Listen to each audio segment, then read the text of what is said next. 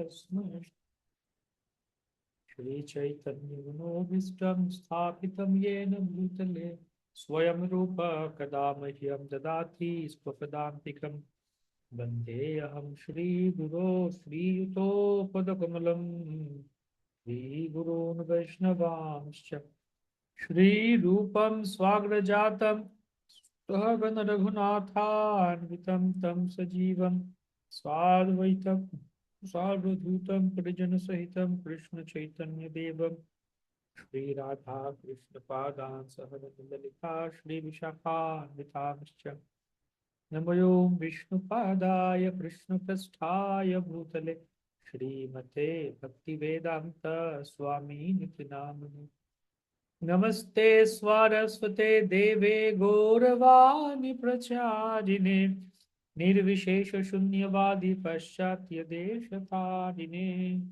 वंशाकल्पतरुभ्यश्च कृपा सिन्धुभ्य एव च पतितानां पावनेभ्यो वैष्णवेभ्यो नमो नमः। चैतन्य प्रभु नित्यानंद श्री अद्वैत गदाधर श्रीवासदि गौर भक्तवृंद हरे कृष्णा कृष्णा कृष्णा हरे हरे हरे राम राम राम हरे हरे। हरे कृष्णा। सबको स्वागत है भक्ति शास्त्र कक्षा में। तो आज सब 7वां अध्याय शुरू करने वाले हैं हम। तो 7वां अध्याय से अध्याय के 1 से 15 श्लोक पढ़ के आना था। कौन कौन पढ़ के आए हैं? हाथ उठाइए, देखते हैं कौन कौन पढ़ के आए हैं।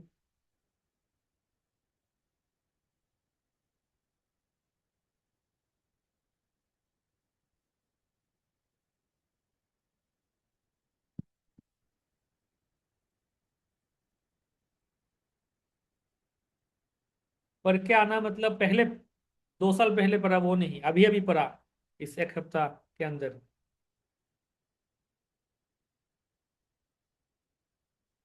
और क्या बाकी भक्त का कहा? बहुत सारे भक्त, सिर्फ 15-20 भक्त हाथ उठाए।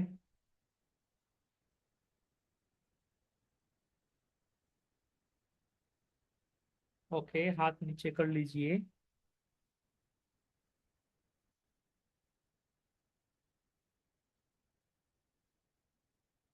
तो जो जो पढ़ के आए हैं धन्यवाद सबको,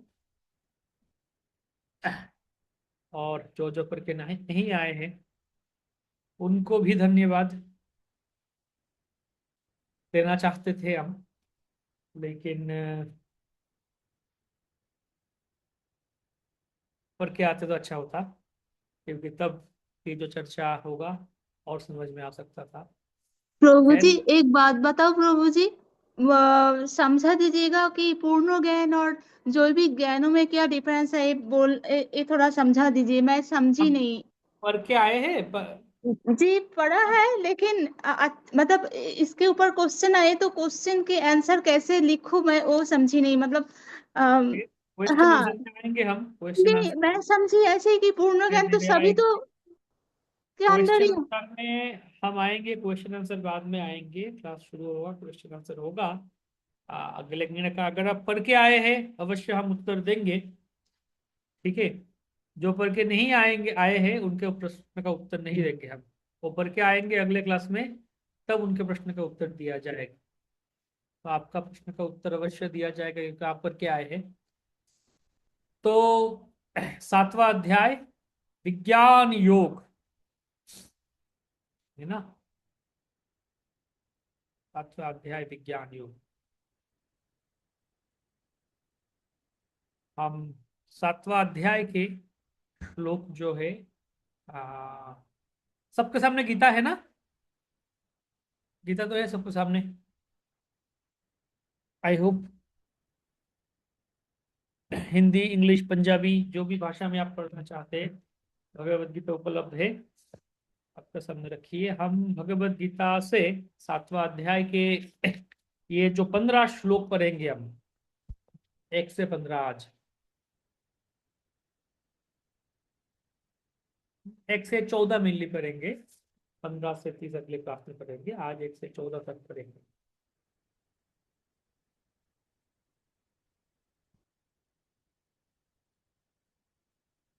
तो ये 14 श्लोक का पाठ कर लेते हैं पहले, तो मेरे साथ साथ दोहराइएगा। ओम नमो भगवते वासुदेवाय। ओम नमो भगवते वासुदेवाय। ओम नमो भगवते वासुदेवाय। श्री भगवानुवाच मय्यासक्तमनः पार्थ योगं युञ्जन्मदाश्रयः असंशयं समग्रं मां यथा ज्ञास्यसि तच्छृणु। ज्ञानं तेहं सविज्ञानम् इदं वक्ष्याम्यशेषतः यज्ञात्वा नेह भूयं न अज्ञातव्यमवशिष्यते। मनुष्याणां सहस्रेषु कश्चिद् यतति सिद्धये यततामपि सिद्धानां कश्चिन्मां वेत्ति तत्त्वतः। भूमिरापो नलो वायुः खं मनो बुद्धिरेव च अहंकार इति यं मे भिन्ना प्रकृतिरष्टधा।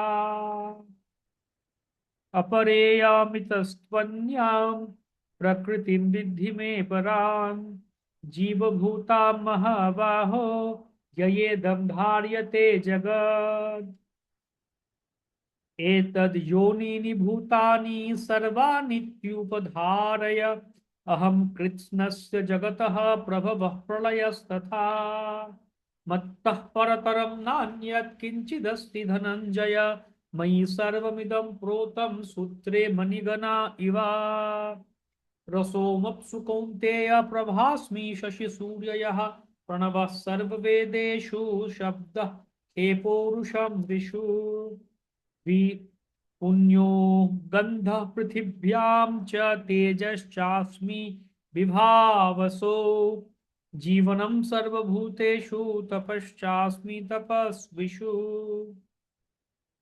बीजं मां सर्वभूतानां विद्धि पार्थ सनातनं बुद्धिर्बुद्धिमतामस्मि तेजस्तेजस्विनामहम्। बलं बलवतां चाहं कामरागविवर्जितं धर्माविरुद्धो भूतेषु कामोऽस्मि भरतर्षभ। ये चैव सात्विका भावा राजसास्तमसाश्च ये मत्त एवेति तान् विद्धि न त्वं हम तेषु ते मयि।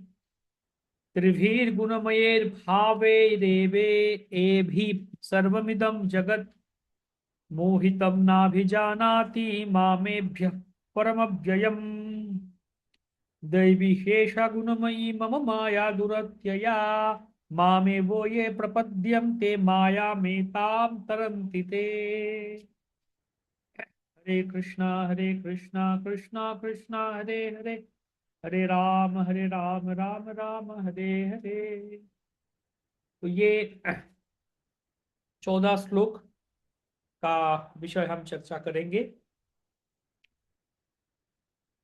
और उसके बाद आप सबके कोई प्रश्न हो, प्रश्न में सुनेंगे।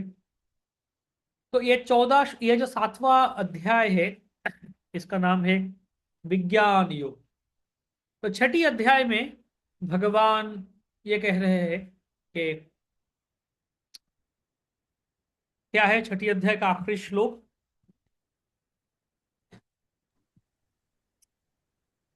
योगिनामपि सर्वेषां मद्गतेन अंतरात्मना श्रद्धवान भजते यो माम समे युक्ततमो मतः।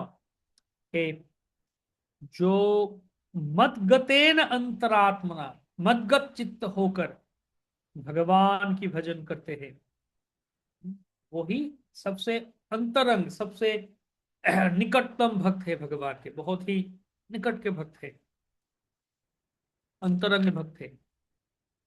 तो वो भक्ति कैसे किया जाए? मद्गतेन अंतरात्मना, मद्गतेन भाव से कैसे भगवान की भक्ति किया जाए, वो हम अभी ये 7वां अध्याय में देखेंगे कैसे किया जा सकता है अद्गत चित्तेन भक्ति। अभी ये अध्याय में मुख्य विषय क्या है, 7वां अध्याय के मुख्य विषय क्या है। 7वां अध्याय में ये चीज स्थापित किया गया है कि परमेश्वर भगवान जो है परम तत्व है और सर्व कारण कारणम है, और भौतिक और आध्यात्मिक सारे विषय के प्राण शक्ति है भगवान। जो उन्नत जीव है, जीवात्मा है, भक्ति मार्ग या अध्यात्म मार्ग में बहुत आगे है, वे भगवान के चरण में आत्मसमर्पण करते हैं। लेकिन जो अधार्मिक जीव है वो भगवान की भक्ति में, भजन में वो मन नहीं लगाते, शरणागत नहीं होते। तो इस अध्याय की मुख्य शिक्षा यही है कि शरणागति, केवल शरणागति के द्वारा ही हम भगवान की ये जो दैव माया है इस माया से बच सकते हैं। केवल शरणागति, सरेंडर, और बाकी दूसरे देवता के पूजा के द्वारा कुछ फल नहीं होता या कुछ लाभ नहीं होता। नित्य होता है वो, अनित्य या फिर क्षणिक लाभ हो सकता है बाकी देवताओं के पूजा के द्वारा, लेकिन परमेश्वर भगवान श्री कृष्ण की भजन करने के द्वारा हमें नित्य लाभ, नित्य मंगल प्राप्त हो सकता है। अतएव एकमात्र कृष्ण भक्ति ही सारे जीव के साध्य सार है। तो श्रीधर स्वामीपाद आचार्य कहते हैं इस अध्याय में, टीका लिखते हैं श्रीधर स्वामी, उनके टीका है। श्रील विश्वनाथ चक्रवर्ती ठाकुर टीका लिखते हैं भगवत गीता के ऊपर। श्रील बलदेव विद्याभूषण और बाकी आचार्य सब टीका भाष्य लिखते हैं भगवत गीता के ऊपर। श्रीधर स्वामी कहते हैं, विज्ञेयम आत्मनस्तत्वम संयोगम समुदारितम भजनीयम अथोदानीम ऐश्वरम रूपमेरियते। के अनुभूति जो है, अनुभव जो है, भगवान के अनुभव, उसके विषय है आत्म तत्व। वो अब तक बताया गया है, 6ठा अध्याय तक मतलब वर्णन किया गया है। अभी वैसे रूप का वर्णन किया जा रहा है जो भजनीयम अथेदानीम ईश्वरम रूपमिरियते, वैसे ईश्वर का रूप बताया जा रहा है जिनका भजन किया जा सकता है। ईश्वर के वो रूप के बारे में बताया जा रहा है जिनके वर्णन किया जा सकता है। तो ये है, विश्वनाथ चक्रवर्ती ठाकुर कहते हैं, सप्तमे भजनीय स श्री कृष्ण ऐश्वर्य मुच्यते न भजन्ते भजन्ते ये ते चाप्युक्ता चतुर्विधा। ये 7वां अध्याय में सप्तमे भजनीय स, 7वीं, एक मिनट पंखा बंद कर लेता हूं।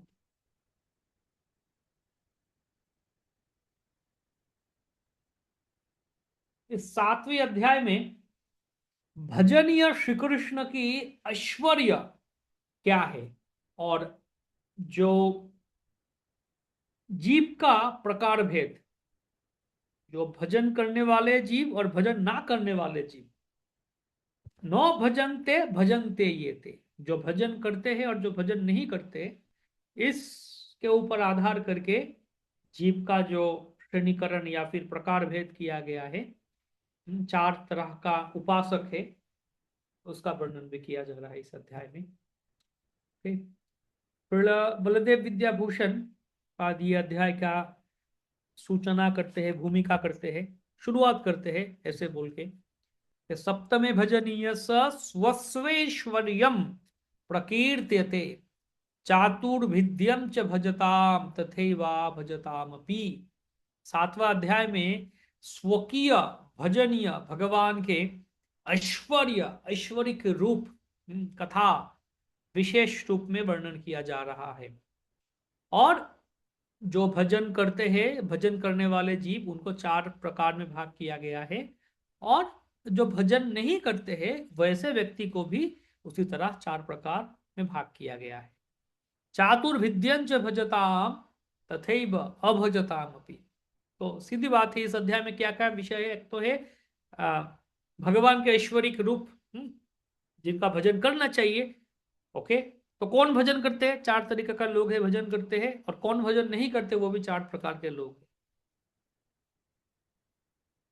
श्रील प्रभुपाद भी कहते हैं इस अध्याय के बारे में, उनका पहला ही तात्पर्य में लिखते हैं कि वो देखेंगे हम इस 7वां अध्याय में भगवत तत्व का विशद वर्णन है। तो खैर, एक्चुअली मैं भक्ति शास्त्री कक्षा क्लास कुछ साल या बहुत साल से लेने की सौभाग्य सद्भाग्य हो रहा है इस सेवा करने की। तो भक्ति शास्त्री क्लास कराते कराते या पढ़ाते पढ़ते और पढ़ाते, भगवत गीता पढ़ने और पढ़ाने में मैं कुछ नोट्स बनाया था। तो और हमने 2 किताब भी पब्लिश किया भगवत गीता के ऊपर, भक्ति शास्त्री कोर्स के लिए। वो बंगाली में है अभी, इसका अनुवाद हो रहा है इंग्लिश में, और फ्यूचर में जब होगा हिंदी में भी कर सकते हैं हम। तो उससे ही मैं बता रहा हूँ। तो ये जो 2 किताब है, पहला किताब है, उसका नाम है गीता प्रवाह। गीता प्रवाह, इस किताब के गठन ऐसे है कि हर एक श्लोक के बीच क्या संगति है। जो श्लोक पढ़ते हैं हम, हर एक श्लोक के बीच क्या संपर्क है, हम्म, वो हम देखेंगे, चर्चा करेंगे, देखेंगे। आचार्य लिखते हैं उनका टीका में, भाष्य में, कि पहले श्लोक बाकी श्लोक में क्या संगति है, कनेक्शन क्या है। और चैप्टर के बारे में एक ओवरव्यू, कौन सा आचार्य क्या बोले इस अध्याय के बारे में, मुख्य विषय, ये सब लेके ये गीता प्रवाह किताब प्रकाश किया गया था। और दूसरा एक किताब, उसका 6 अध्याय किया हमने, गीतार्थ विचार, जो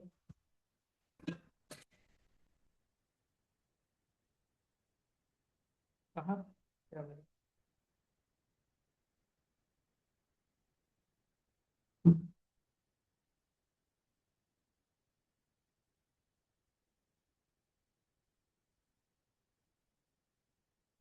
2025 मॉडल, अरे क्या बज रहा है? 2025 न्यू मॉडल 6 एयरबैग वाली है गाड़ी, 6 एयर।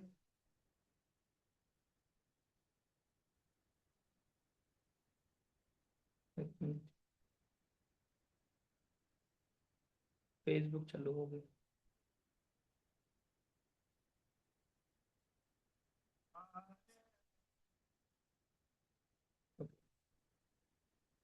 ये दूसरा जो किताब है, आप में से अगर किसी को बंगाली बांग्ला आता है तो अमेजोन है, अमेजोन का लिंक मैं आपको दे सकता हूँ, अमेजोन में है ये 2 किताब, गीतार्थ विचार और गीता प्रवाह, ये 2 किताब है, अमेजोन में है।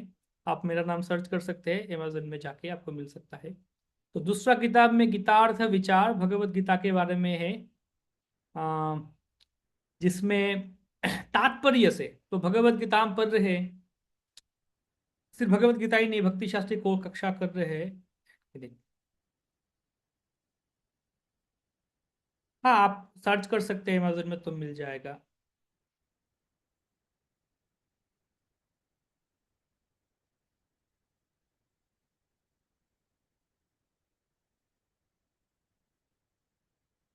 ओके, तो गीतार्थ विचार इसमें आपको मिल जाएगा। आ, जो भक्ति शास्त्री की जो 8 लक्ष्य है, मनोभाव, उद्देश्य, प्रभुपाद के मनोभाव उद्देश्य, आई होप ये आज चर्चा किया गया पहले। भक्ति शास्त्री के 8 उद्देश्य है, लक्ष्य है। पहली बात तो ये है, आपका हैंडबुक में भी रहना चाहिए ये। पहले बात तो ये है कि ज्ञान और कौशल, मूल्य, इन 3 विषय के ऊपर आधार करके किया गया है। ज्ञान, कौशल और मूल्य, इन तीनों विषय के ऊपर आधार करके विभाजित किया गया है। तो ज्ञान को फिर 2 भाग में भाग किया गया है, एक है मेमोराइजेशन, मेमोरी एंड रिकॉल, और एक है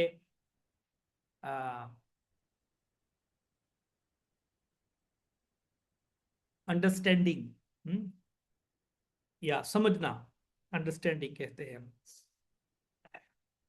फिर कौशल, इसको 2 भाग में भाग किया गया है।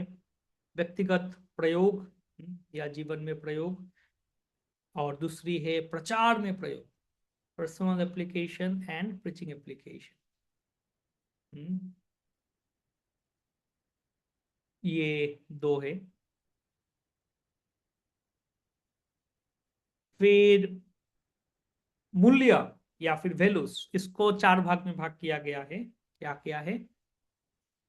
Mood and mission of Srila Prabhupada, फिर कल्चर एंड एटिकेट, वैष्णव संस्कृति कैसे होना चाहिए, सदाचार कैसे होना चाहिए, फिर वैष्णव क्वालिटीज, वैष्णव गुण कैसे होना चाहिए, और 8वीं जो विषय है सब मिला के वो है हमारे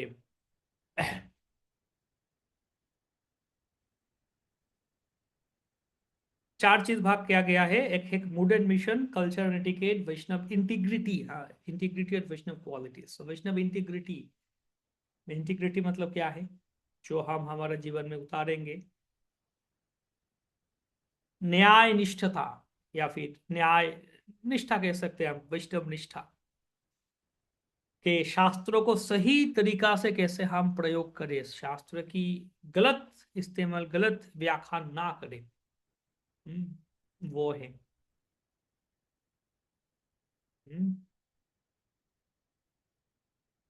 ये 8, तो ये 8 जो तत्व है या 8 दृष्टिकोण है, वो श्रील प्रभुपाद के तात्पर्य से लेकर अलग अलग दृष्टिकोण से उसको चर्चा किया गया है। तो है मैं आपको वहां से, मतलब वो मेरा कह सकते मेरा भक्ति शास्त्री क्लास का नोट है, जिसको हमने किताब के रूप में छपाया, और बंगाली में ये भक्ति शास्त्री क्लास में ये हम एज ए गाइड यूज करते, स्टूडेंट गाइड भी यूज करते, सबको देते वो। हिंदी अंग्रेजी में, अंग्रेजी में हो रहा है ट्रांसलेशन, फिर हिंदी में भी होगा। तो इस अध्याय के एक क्लासिफिकेशन देख सकते हैं हम, एक अध्याय के एक ब्रेकडाउन देख सकते हैं एट ए ग्लेंस। पहला 3 श्लोक में, श्लोक 1 से 3, इसमें श्रवण पंथा के बारे में वर्णन किया जा रहा है। श्रवण, सुनने की तरीका, सुनने की प्रणाली कैसे होना चाहिए, श्रवण पंथा। फिर श्लोक 4 से 12, इसमें वर्णन किया जाएगा कि भगवान परमेश्वर भगवान, उनकी जो परा और अपरा प्रकृति, परा प्रकृति अपरा प्रकृति, इनके बारे में वर्णन किया जाएगा। फिर श्लोक 13 से 14, इसमें वर्णन किया जाएगा श्री कृष्ण के कैसे कृष्ण के गुण सारे नियंत्रण करते हैं। कृष्ण के गुण ही सब कुछ नियंत्रण करते हैं, या फिर कृष्ण ही कैसे सब कुछ सारे गुणों का नियंत्रण कर सकते हैं। तो 1 to 3 process of hearing, 4 to 12 para and apara prakriti of the Lord, 13 to 14 how Krishna is the controller of all the qualities or all the moods, sorry ये qualities नहीं, mood के बारे में वर्णन किया जा रहा है, गुण, त्रिगुण के बारे में वर्णन किया जा रहा है, प्रकृति के गुण। हाँ ओके, तो अभी पहला 3 श्लोक में श्रवण पंथा, प्रोसेस ऑफ हियरिंग वर्णन किया जा रहा है। तो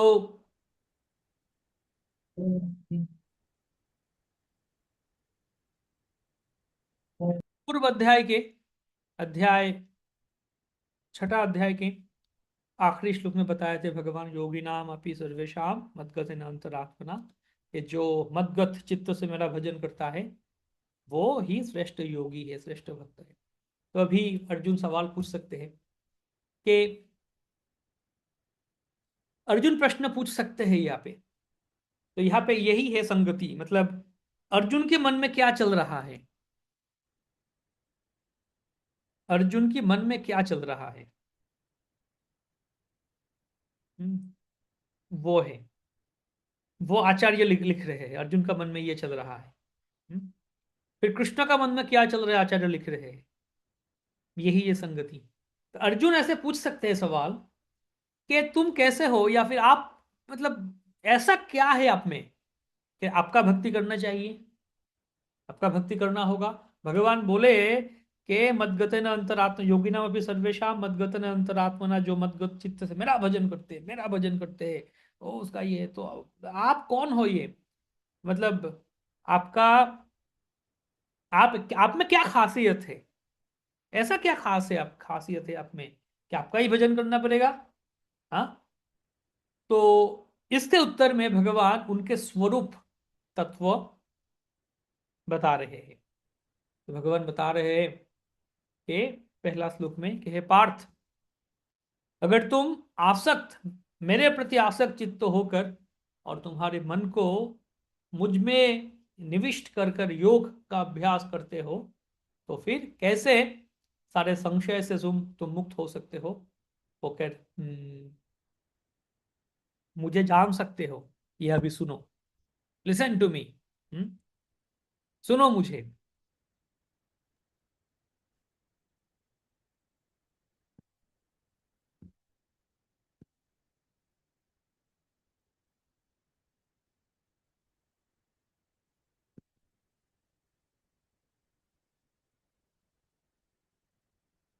हम्म, अब सुनो कि तुम किस तरह मेरी भावना से पूर्ण होकर और मन को मुझ में आसक्त करके योगाभ्यास योगाभ्यास करते हुए मुझे पूर्णतया संशय रहित जान सकते हो। ये पहला श्लोक में तो भगवान पहले श्लोक में बता रहे हैं। मैं तुम्हें बता रहा हूं, सुनो तुम, एक इंट्रोडक्शन दे रहे हैं। फिर जो ज्ञान बताने वाले हैं उसके महत्व क्या है, अहमियत क्या है, उसका इंपॉर्टेंस क्या है, वो बता रहे हैं दूसरे श्लोक में। क्या बता रहे हैं? कि अब मैं तुम्हें तुमसे पूर्ण रूप से व्यावहारिक तथा दिव्य ज्ञान कहूंगा। इस ज्ञान लेने पर तुम्हें जानने के लिए और कुछ भी शेष नहीं रहेगा। तुम्हें जानने के लिए और कुछ शेष नहीं रहेगा। हम्म, ठीक। तो श्रीधर श्रीधर स्वामीपाद लिखते हैं यहाँ पे कि यहाँ पे शास्त्रीय ज्ञान, शास्त्र के ज्ञान ज्ञान है। शास्त्र पढ़ते हैं हम, श्लोक याद रखते हैं, पढ़ते हैं, वो ज्ञान है। और अनुभव जब होता है उसे कहते हैं विज्ञान। हम्म, अनुभव को कहते हैं विज्ञान। ठीक है।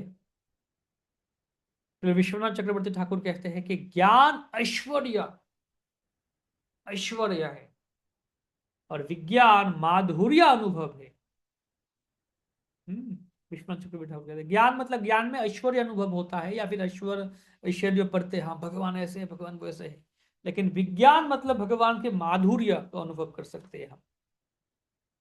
ओके। अभी तीसरे श्लोक में बता रहे हैं, तो पहला श्लोक में बताया, क्या बताया गया था कि कृष्ण भक्ति के माध्यम से ज्ञान लाभ करने की प्रक्रिया क्या है। दूसरे श्लोक में बताया गया था कि ज्ञान और विज्ञान की महात्म्य क्या है। तीसरे श्लोक में बता रहे हैं कि भक्ति की सुदुर्लभता, भक्ति सुदुर्लभत्व। तो भगवान और बता रहे हैं, लेकिन अगर मुझ में अगर भक्ति नहीं करते, या फिर किसी का भक्ति नहीं है मेरे प्रति, तो फिर वो मेरा ज्ञान प्राप्त नहीं कर सकता है। वही बता रहे हैं 3 नंबर श्लोक में। कि कई हजार मनुष्यों में से कोई एक सिद्धि के लिए प्रयत्नशील होता है, और इस तरह सिद्धि प्राप्त करने वाला में से विरला ही कोई एक मुझे वास्तव में जान पाता है। बिरला है वो जो मुझे जान पाता है। तो भक्ति की सुदुर्लभता, तो ऐसे पहला 3 श्लोक में भगवान बता दिए कि भगवान को जानने की तरीका क्या है। भगवान को जानने की तरीका क्या है? वो है, भगवान के जानने की तरीका क्या है? सुनना चाहिए, श्रवण।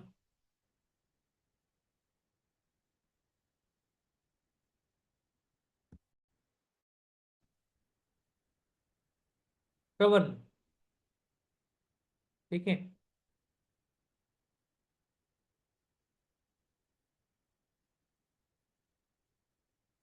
अभी श्लोक 4 से 12 में बताएंगे कि भगवान की परा और अपरा प्रकृति, परा और अपरा प्रकृति के बारे में बताएंगे। 4 से 12 नंबर श्लोक में। तो चौथा श्लोक में बता रहे हैं कि अपरा प्रकृति। हम्म तो आचार्य लिखते हैं, श्रीधर स्वामी पद लिखते हैं यहाँ पे कि भगवान ऐसे श्रोताओं को बहुत ही उत्सुक किए हैं। ये पहला 3 श्लोक में बताए भगवान, आप बता देना कि सुनो, मैं तुम्हें ऐसे कुछ चीज बताने वाला हूँ जो बहुत ही गहरा है, जो बहुत ही सुंदर है, और ये इतना महान है, या फिर इतना चीज है, ये मैं तुम्हें दे रहा हूँ। ऐसे इस्तेहार करते हैं, ऐसे किसी चीज के बारे में प्रचार करने के द्वारा लोगों को आकर्षित करते हैं। तो भगवान इस अभी तक शुरू नहीं किए, 7वां अध्याय का ज्ञान शुरू नहीं किए, शुरू करेंगे अभी चौथा श्लोक से। पहला 3 श्लोक में तो सिर्फ इसका प्रचार कर रहे हैं कि सुनो मेरे से, मैं बता रहा हूं क्या ज्ञान देने वाला हूं तुम्हें, दिव्य ज्ञान। तो श्रीधर स्वामी पाद लिखते हैं कि श्रोताओं को उत्सुक किए भगवान। अभी आ, वो ज्ञान बताने वाले हैं, 4 नंबर श्लोक से शुरू कर रहे हैं। ईश्वर तत्व निरूपण करने के लिए, मतलब मैं कौन हूं, कैसे हूं। और जो अर्जुन पूछे थे कृष्ण को, आप क्या हो, आप में से क्या, मतलब आपके अंदर ऐसा क्या खासियत है ताकि आपका ही भजन करना पड़ेगा। हम्म तो भगवान बता रहे हैं, सुनो मेरे खासियत, या फिर मेरे महत्व सुनो, मैं कौन हूं सुनो, बता रहे हैं। अभी इसलिए 4 और 5 ये 2 श्लोक में परा और अपरा, ये 2 प्रकृति के बारे में बता रहे हैं। पहले अपरा प्रकृति के बारे में बताएंगे। ये भूमि, जल, वायु, अग्नि, आकाश, ये सब 8 प्रकार के शक्ति। अपरा प्रकृति, पृथ्वी, जल, अग्नि, वायु, आकाश, मन, बुद्धि तथा अहंकार, ये 8 प्रकार से विभक्त मेरी भिन्न या अपरा प्रकृतियां है, बता रहे हैं। फिर परा प्रकृति मैंने के बारे में बताते हैं 5वां श्लोक में, क्या है कि हे महाबाहु अर्जुन, इनके अतिरिक्त मेरी एक अन्य अपरा शक्ति है जो उन जीवों से युक्त है जो इस भौतिक अपरा प्रकृति के साधनों का विदोहन कर रहे हैं। हाँ? और एक प्रकृति भी है भगवान की, परा प्रकृति। तो जो अपरा प्रकृति है वो है निकृष्ट है, निकृष्ट अपरा प्रकृति कहते हैं। और परा प्रकृति है उत्कृष्ट, उत्कृष्ट परा प्रकृति है।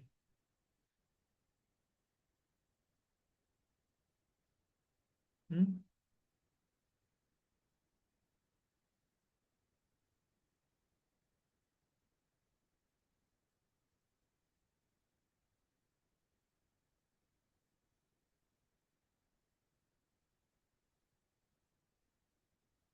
तो कृष्ण ही मूल कारण, अभी बता रहे 6ठा श्लोक में कि अभी ये दोनों प्रकृति जो है भगवान के, दोनों प्रकृति के बारे में बता के अभी उन प्रकृति का जो सृष्टि के कारण है वो बता रहे हैं भगवान। ये दोनों प्रकृति को कौन बनाया, मैं ही बनाया। सारे प्राणियों का उद्गम इन दोनों शक्तियों में है। इस जगत में जो कुछ भी भौतिक तथा आध्यात्मिक है उसकी उत्पत्ति तथा प्रलय मुझे ही जानो, मुझे ही जानो, मैं ही इन सबके उत्पत्ति और प्रलय के कारण हूँ। तो 6ठा श्लोक में ये बता रहे हैं भगवान। चौथा श्लोक में बताए अपरा अपरा प्रकृति के बारे में, और 5वां श्लोक में परा प्रकृति।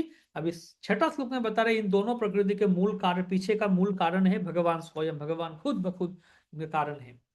तो 7वां श्लोक में बता रहे मैं ही परम तत्व हूँ, मैं ही परम तत्व हूँ। कैसे परम तत्व हूँ, बता रहे 7वां श्लोक में कि हे धनंजय, मुझसे श्रेष्ठ कोई सत्य नहीं है। जिस प्रकार मोती धागे में गूंथे रहते हैं उसी प्रकार सब कुछ मुझ पर ही आश्रित है, मुझ पर आश्रित है, मैं ही परम तत्व हूं। ओके, तो अब तक क्लियर है, ये 7वां श्लोक तक ये बताए।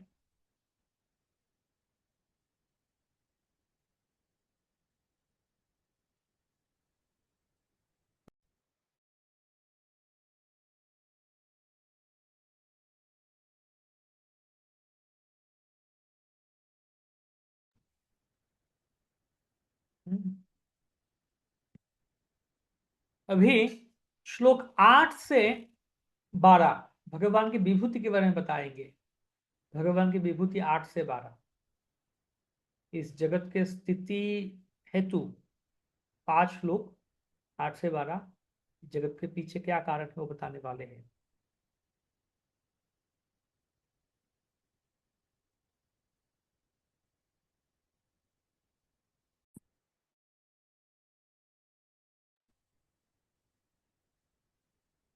आठ से 12 श्लोक क्या बता रहे 8 से 12 में कि हे कुंती पुत्र, मैं जल का स्वाद हूँ, सूर्य तथा चंद्रमा का प्रकाश हूँ, वैदिक मंत्रों में आकार हूँ, आकाश में ध्वनि हूँ और मनुष्यों में सामर्थ्य हूँ। मनुष्यों में सामर्थ्य हूँ।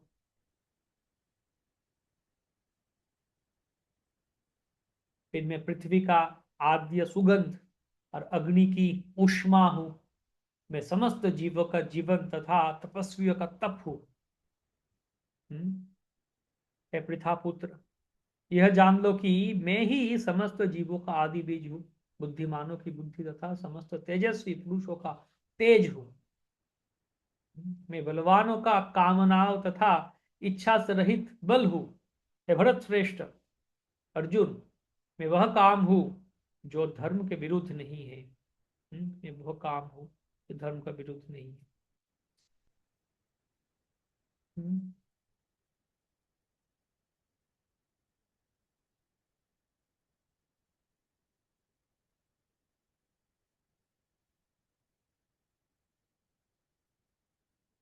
तो ये है 12 तक ऐसे विभूति, भगवान की विभूति चर्चा करेंगे हम उसके बारे में और थोड़ा विस्तार से। अभी 13 और 14 ये 2 श्लोक में बता रहे हैं भगवान कि कैसे भगवान ही सारे गुण को नियंत्रण करते हैं। सारे जितने गुण है सबका नियंत्रण करता भगवान ही है। त्रिगुण के प्रभाव बता रहे 13 नंबर श्लोक में। अगर अर्जुन ऐसा सवाल पूछते हैं कि तो फिर लोग क्यों तुम्हें परमेश्वर भगवान के रूप में नहीं जान सकता, लोग क्यों आपको परमेश्वर भगवान के रूप में जान नहीं पाता, वो हमें बताइए। हम्म, इसका उत्तर में भगवान बताते हैं कि इस जगत में सारे जीव सत्व रज तम इन 3 गुण के द्वारा मोहित है और इन गुणत्रय प्रभाव के द्वारा आवृत होकर वो मुझे नहीं जान पाता। हम्म, 3 गुण सत्व रज तथा तमो के द्वारा मोहग्रस्त ये सारा संसार मुझ गुणातीत तथा अविनाशी को नहीं जानता। अभी 14 श्लोक में बता रहे माया का स्वरूप क्या है और समाधान क्या है। तो अर्जुन अगर सवाल पूछे यहाँ पे, अर्जुन सवाल पूछ सकते हैं यहाँ पे कि हे भगवान, हे कृष्ण, कि तो फिर कौन आपको जान सकता है। अब बता रहे कोई आपको जान नहीं पाता। तो ऐसे तो सारे लोग हैं इस जगत में कोई कि इस सत्व रजतमो के द्वारा प्रभावित है। आमतौर पर लोग तो सत्व रजतमो या फिर रजतमो ज्यादा होते हैं या फिर कोई कोई बहुत दुर्लभ दुर्लभ या फिर विरल जीव है या भाग्यवान जीव है तो सत्वगुण में होते हैं, वो भी कम लोग होते हैं। ज्यादातर लोग रज और तमगुण में होते हैं और मतलब बहुत ही कम लोग सत्वगुण में होते हैं। लेकिन फिर भी जो सत्वगुण में है वो भी गुण के अधीन ही है ना। तो इन सारे लोग तो आपको नहीं जान पाएंगे। तो फिर कौन आपको जान सकता है, कौन आपको जान पाएंगे, ये हमें बताइए। तो ये बता रहे हैं कि ये फेमस श्लोक देवी है शगुनमयी।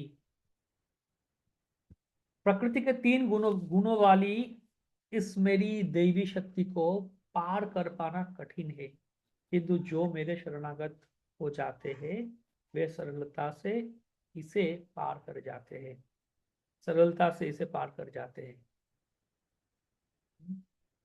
इस तरह 14 श्लोक बता रहे हैं भगवान। ये है गीत की इस अध्याय के बीच एक संगति या फिर श्लोकों में जो कन्वर्सेशन चल रहा है कृष्ण और अर्जुन के बीच। तो कहाँ से शुरू हो रहा है, पहला श्लोक से कि अर्जुन पूछ रहे हैं कि आ,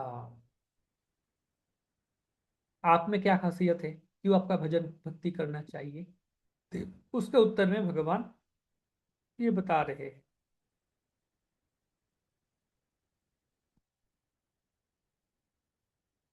ठीक है, अभी यहाँ तक किसी का प्रश्न हो तो पूछ सकते हैं, फिर हम तात्पर्य के बारे में चर्चा करेंगे।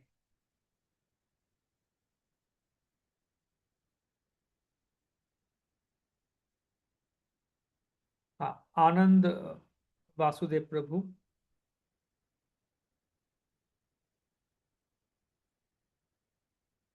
आनंद वासुदेव प्रभु अनम्यूट करके बताइएगा। हाँ, प्रणाम प्रभु जी। ये प्रणाम। आपकी आवाज थोड़ी कम आ रही है, तो हम लोग नोट नहीं कर पा रहे हैं। जो आप बाकी बता रहे भक्त हो सुन वो पाए नोट थे भी नहीं मेरा कर पा आवाज? रहे। हाँ, बाकी सारे नहीं, अच्छा, किनको लैपटॉप दूर होने के। किनको किनको मेरा आवाज सुनाई दिया, हाथ उठाइए। मेरा आवाज ठीक ठाक सुनाई दिया किनको किनको? हाथ सुनाई दिया ठीक ठाक? ओके, बहुत भक्त तो सुनाई दे रहा है। प्रभु जी बहुत मुश्किल सुनाई पड़ रहा है आवाज आपकी। हाँ, बहुत मुश्किल सुनाई पड़ रही है आवाज आपकी, वॉल्यूम बहुत लो है। लो है अच्छा, प्रभु जी, आवाज आ रही है बट लो है। हरि बोल। जी प्रभु जी, आपकी आवाज थोड़ा स्लो है, थोड़ा धीम धीम तेज लो है? अच्छा, कौन कौन बोल रहे हैं मेरा आवाज एकदम ठीक है? कोई है जो हाँ, बोल रहे मेरा आवाज ठीक ठाक सुनाई दे रहा है? ऐसा कोई है यहाँ पे जिनको यस मेरा प्रभु जी। आवाज थोड़ी सी कम आ रही है प्रभु जी। ओके, कम आ रही है? ठीक है, लेकिन कौन किनको ठीक आ रहा है? ऐसा कौन है कि जिनको? प्रभु जी ठीक आ रही है। ओके, गोपी प्रिय माता जी बता रही है कि ठीक आ रही है। और कौन बता रहे हैं ठीक आ हाँ रहा है? प्रभु जी ठीक आ रही है हमारे को। ठीक आ रही है, ठीक आ रही है प्रभु जी। ठीक आ रही है, ठीक आ रही है। ठीक आ रहा है प्रभु जी। ये ठीक आ रहा है जी। लो लो वॉल्यूम है प्रभु जी, आवाज कम आ रही है। तो यहाँ पे दो वजह है। अगर देखिए, अगर सबके पास मेरा आवाज कम होता या फिर ठीक नहीं पहुंचता तो फिर हाँ, मेरा ही समस्या है। लेकिन किसी किसी भक्त के पास पहुंच रहा है, इसका मतलब जिनको सुनाई नहीं दे रहा है, कम जा रही थी, या फिर इंटरनेट का इश्यू हो सकता है, या फिर एक तो है आप हेडफोन लगाइए। जैसे गोपी प्रिय माता जी बता रही है तो माता जी के कान में हेडफोन है। हेडफोन लगा, जो जो बता रहे हैं, जिनको जिनको मेरा आवाज कम लग रहा है, आप थोड़ा ईयरफोन या हेडफोन लगा के चेक कीजिए कि ठीक हरे है यार। कृष्णा प्रभु जी, ये अगर रीबूट दोबारा ज्वाइन करेंगे ठीक हो जाएगा आवाज? हाँ, ये भी एक हो सकता है, कभी कभी हो सकता है। नहीं नहीं, आ, अभी मेरे साथ हुआ था तो मैंने दोबारा रीबूट करके दोबारा ज्वाइन किया तो मेरा हो गया ठीक। हाँ, तो ये एक और एक टेक्निक है, हैक मिल गया। ये या तो मतलब पहले एक बात है, हेडफोन ईयरफोन लगा के देखिए काम होता है या नहीं। अगर नहीं काम हो रहा है तो लिप ले लीजिए, लिप करके फिर से आ जाइए। ये प्रभु जी बादल छा रहे हैं ना, तो इसीलिए होगी शायद, पता नहीं। हाँ, आयुषी माता जी भी कह रही है कि वैसे कम आता है, लेकिन ईयरफोन लगाते हैं तो फिर ठीक आता है।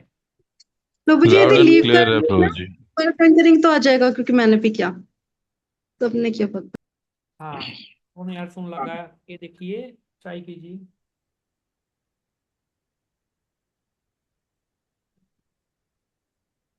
ठीक है, तो अभी हम जाते हैं तात्पर्य में।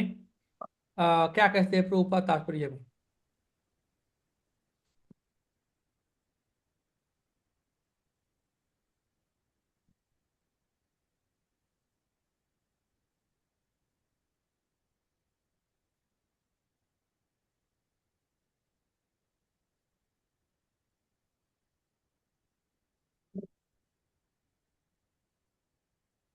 ओके,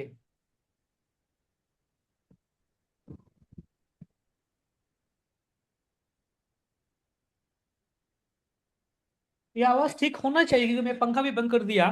मेरा यहाँ पे रूम में कोई आवाज है नहीं, एकदम क्लियर साउंड है। और सब ठीक बताया, रीबूट कर रहे हैं तो फिर ठीक हो वॉइस गया। क्लियर है प्रभु जी आपकी।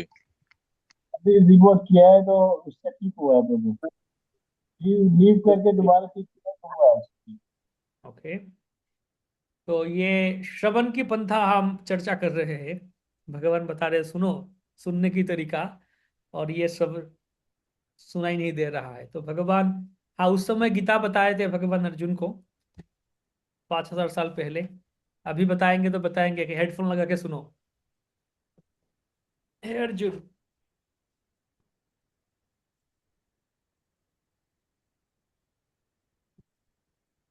हाँ, ये भी एक है। इसलिए शास्त्र जो है सामने बैठ के सुनना चाहिए। ऑनलाइन दूरवाणी के द्वारा जो होता है तकलीफ हो जाता है, दिक्कत होता है। ठीक है, तो यहाँ पे हम देखते हैं पहले तात्पर्य में ही श्रील प्रभुपाद इस अध्याय के एक समरी दे देते हैं, इस अध्याय की एक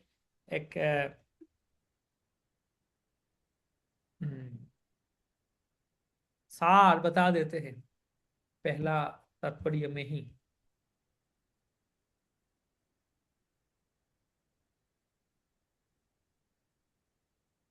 पर लिखते हैं कि भगवत गीता के इस 7वें अध्याय में कृष्ण भवनामृत की प्रकृति का विशद वर्णन हुआ है। कृष्ण समस्त ऐश्वर्य से पूर्ण है और वे इन्हें किस प्रकार प्रकट करते हैं, इसका वर्णन इसमें हुआ है। इसके अतिरिक्त इस अध्याय में इसका भी वर्णन है कि 4 प्रकार के भाग्यशाली व्यक्ति कृष्ण के प्रति आसक्त होते हैं और 4 प्रकार के भाग्यहीन व्यक्ति कृष्ण की शरण में कभी नहीं आते। पहला जो 6 अध्याय में जीवात्मा को अभौतिक आत्मा के रूप में वर्णित किया गया है, जो विभिन्न प्रकार के योग द्वारा आत्म साक्षात्कार को प्राप्त हो सकता है। 6ठे अध्याय के अंत में यह स्पष्ट कहा गया है कि मन को कृष्ण पर एकाग्र करना, या दूसरे शब्द में कृष्ण भावनामृत ही सर्वोच्च योग है, यह वर्णन किया गया है। मन को कृष्ण पर एकाग्र करने से ही मनुष्य परम सत्य की पूर्णतया जान सकता है, अन्यथा नहीं। ये हम देखते हैं इस अध्याय में प्रभुपाद लिखते हैं शुरुआत में ही। तो ये कर्म षटक जो है पहले जो 6 अध्याय के साथ ये जो भक्ति षटक कहते हैं उसके कनेक्शन या संगति, ये पहला 6 अध्याय में वर्णन किया गया है कि जीव के स्वरूप है, जीव आत्मा, चिन्मय आध्यात्मिक आत्मा है जीव, और कैसे अलग अलग योग साधना करने के माध्यम से जीव आध्यात्मिक स्तर पर उन्नीत हो सकता है। तो यहाँ से शुरू होता है। वो ये बताने के बाद 7वां अध्याय में अभी भक्ति के बारे में वर्णन कर रहे हैं।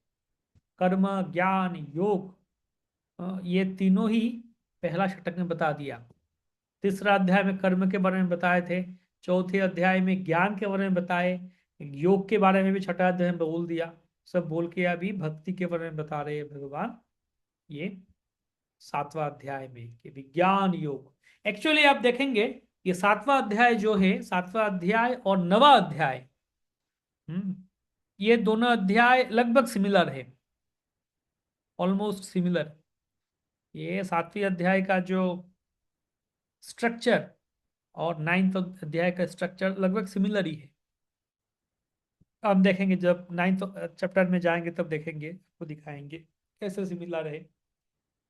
जस्ट इस 7th चैप्टर को ही और थोड़ा विशेष रूप से 9th चैप्टर में वर्णन किया गया।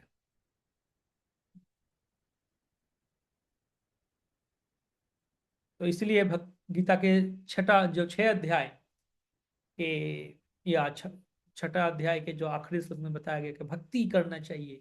वो भक्ति कैसे करना चाहिए, नवदा भक्ति में कैसे भगवान के भजन कर सकते हैं वो है। और उसके सबसे पहले जो है श्रवणम कीर्तनम विष्णु स्मरणम पाद सेवनम, श्रवण करना चाहिए।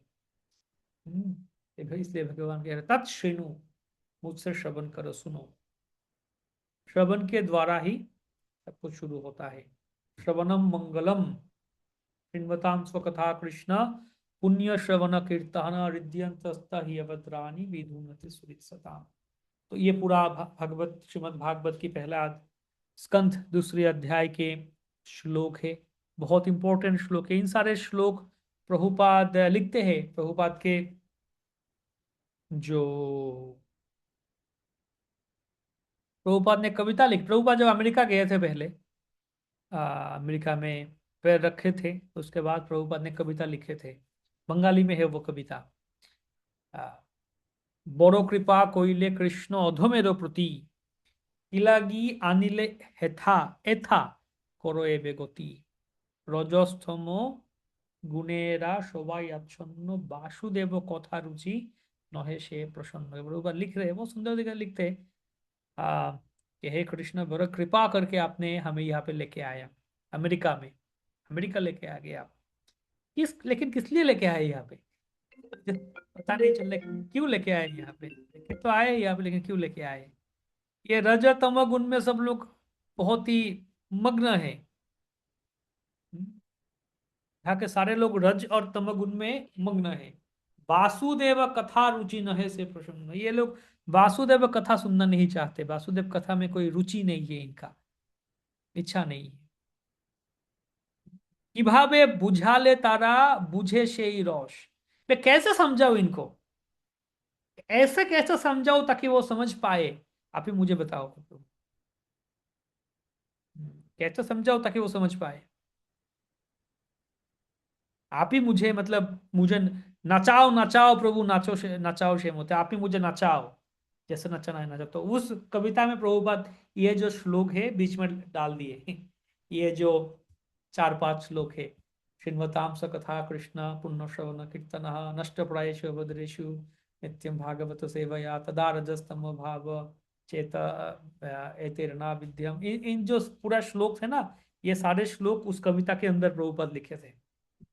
मतलब कृष्ण के प्रति भगत प्रभुपाद के निवेदन, प्रभुपाद के एक आरती, एक पुकार, ये ओपन लेटर लिख रहे, चिट्ठी लिख रहे प्रभुपाद कृष्ण के प्रति, बड़ो कृपा कइले कृष्ण अधमेर, हे कृष्ण आपने बहुत मतलब ये मतलब थोड़ा सा टॉन्टिंग टोन में बता रहे प्रभुपाद, बड़ा कृपा किया, हाँ बड़ा कृपा किया मेरे प्रति, क्यों लाया मुझे ये आप, बोलते ना आप, आपका बहुत कृपा हुआ मेरे पास, मेरे प्रति, आपने मुझे इस मुसीबत में डाल दिया। हाँ, उसको उधर जाने बोला, आपने बहुत कृपा हुआ, मतलब थोड़ा टॉन्ट करके या थोड़ा पोक करके बताते हैं हम। तो थोड़ा सा मतलब प्रभुपाद ऐसे लिख रहे, बड़ो कृपा कइले कृष्ण, अरे कृष्ण बहुत कृपा किया आपने, यहाँ पे लेके आया, क्यों लेके आया मुझे यहाँ पे, ये लोग इतना रजतम गुण में है, राजसिक तामसिक लोग है, कैसे समझेंगे आपके कथा, आपके कथा में रुचि ही है नहीं। अच्छा आप लाए तो लाए, अभी ये आपका, आपने ही मुझे लाया यहाँ पे, तो आप ही मुझे मतलब मेरा जो वचन को शक्ति दो, मैं कैसे उनको समझाऊँ आप ही बता दो। आपने लाया मुझे तो ये आपका ही जिम्मेदारी है, उत्तरदायित्व है, ताकि आप ही इनको प्रचार करो, मुझे मतलब जो भी हो मुझसे प्रचार करवाओ या फिर बुलवाओ, कैसे उनको समझाओ मैं, आप ही बता दो मुझे। तो ये यहाँ पे पूरा श्रृण्वतां स कथा, ये पूरा मतलब ये जो श्लोक है भागवत का पहला स्कंद दूसरी अध्याय में है, तो वहां पे हम देखते हैं आचार्य विश्वनाथ चक्रवर्ती ठाकुर भी टीका लिखते हैं, तात्पर्य या कमेंट्री लिखते हैं, तो लिखते हैं कि ये जो श्लोक है श्रृण्वतां स्वकथा से शुरू कर कर एकदम विद्युत हृदय ग्रंथि, ये श्रद्धा से लेकर प्रेम भक्ति तक एकदम जाता है। भागवत जब पढ़ेंगे तब देखेंगे, श्रद्धा से प्रेम भक्ति तक। आदौ श्रद्धा तथ अध साधु संग भजन क्रिया अनर्थ निवृत्ति, इन ये जो स्टेजेस है ना भक्ति की, सारे स्टेजेस इसमें आ जाता है, इन सारे श्लोक में। ये सारे श्लोक याद करना चाहिए हमें। एक्चुअली दूसरा अध्याय जो है भागवत के पहला स्कंद का दूसरा अध्याय, पूरा अध्याय बहुत सुंदर है, पूरे अध्याय याद करना चाहिए, प्रभुपाद बोले बहुत सारे श्लोक। तो भक्ति के जो प्रोग्रेशन, नवदा भक्ति के पूरा दिखा दिया यहाँ पे, और विश्वनाथ चक्रवर्ती ठाकुर यहाँ पे 14 स्टेज दिखाते हैं, हम 9 स्टेज तो है ही, और चक्रवर्ती बाद 14 स्टेज भी दिखा दे भक्ति की, शुरुआत से यहाँ पे ही दिखा देते हैं। तो जैसे श्रद्धा से शुरू होता है, फिर श्रद्धा से सुन श्रवण करते हैं, फिर हृदय साधु संग करते हैं, साधु संग में श्रवण है, फिर सुनते सुनते हृदय के अभद्र नाश होता है, वह अनर्थ निवृत्ति, फिर रुचि आसक्ति भाव, ये देखिए भाव में जा रहे हैं, फिर एकदम भाव प्रेम में। तो ये श्लोक बहुत इंपॉर्टेंट, बहुत सुंदर श्लोक है।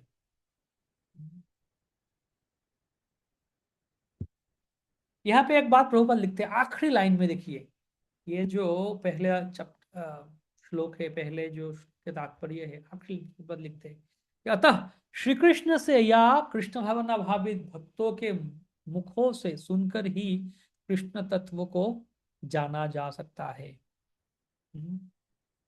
प्रभुपाद बहुत सुंदर तरीके से लिख रहे हैं कि श्री कृष्ण से या फिर श्री कृष्ण की जो कृष्ण भावना भावित भक्तों के मुखों से सुनकर कृष्ण तत्व जाना जा सकता है। तो हमारे पास ये मौका है। कृष्ण के मुखारविंद क्या है? भगवत गीता, हम ये सुन सकते हैं। और कृष्ण भक्त कौन है?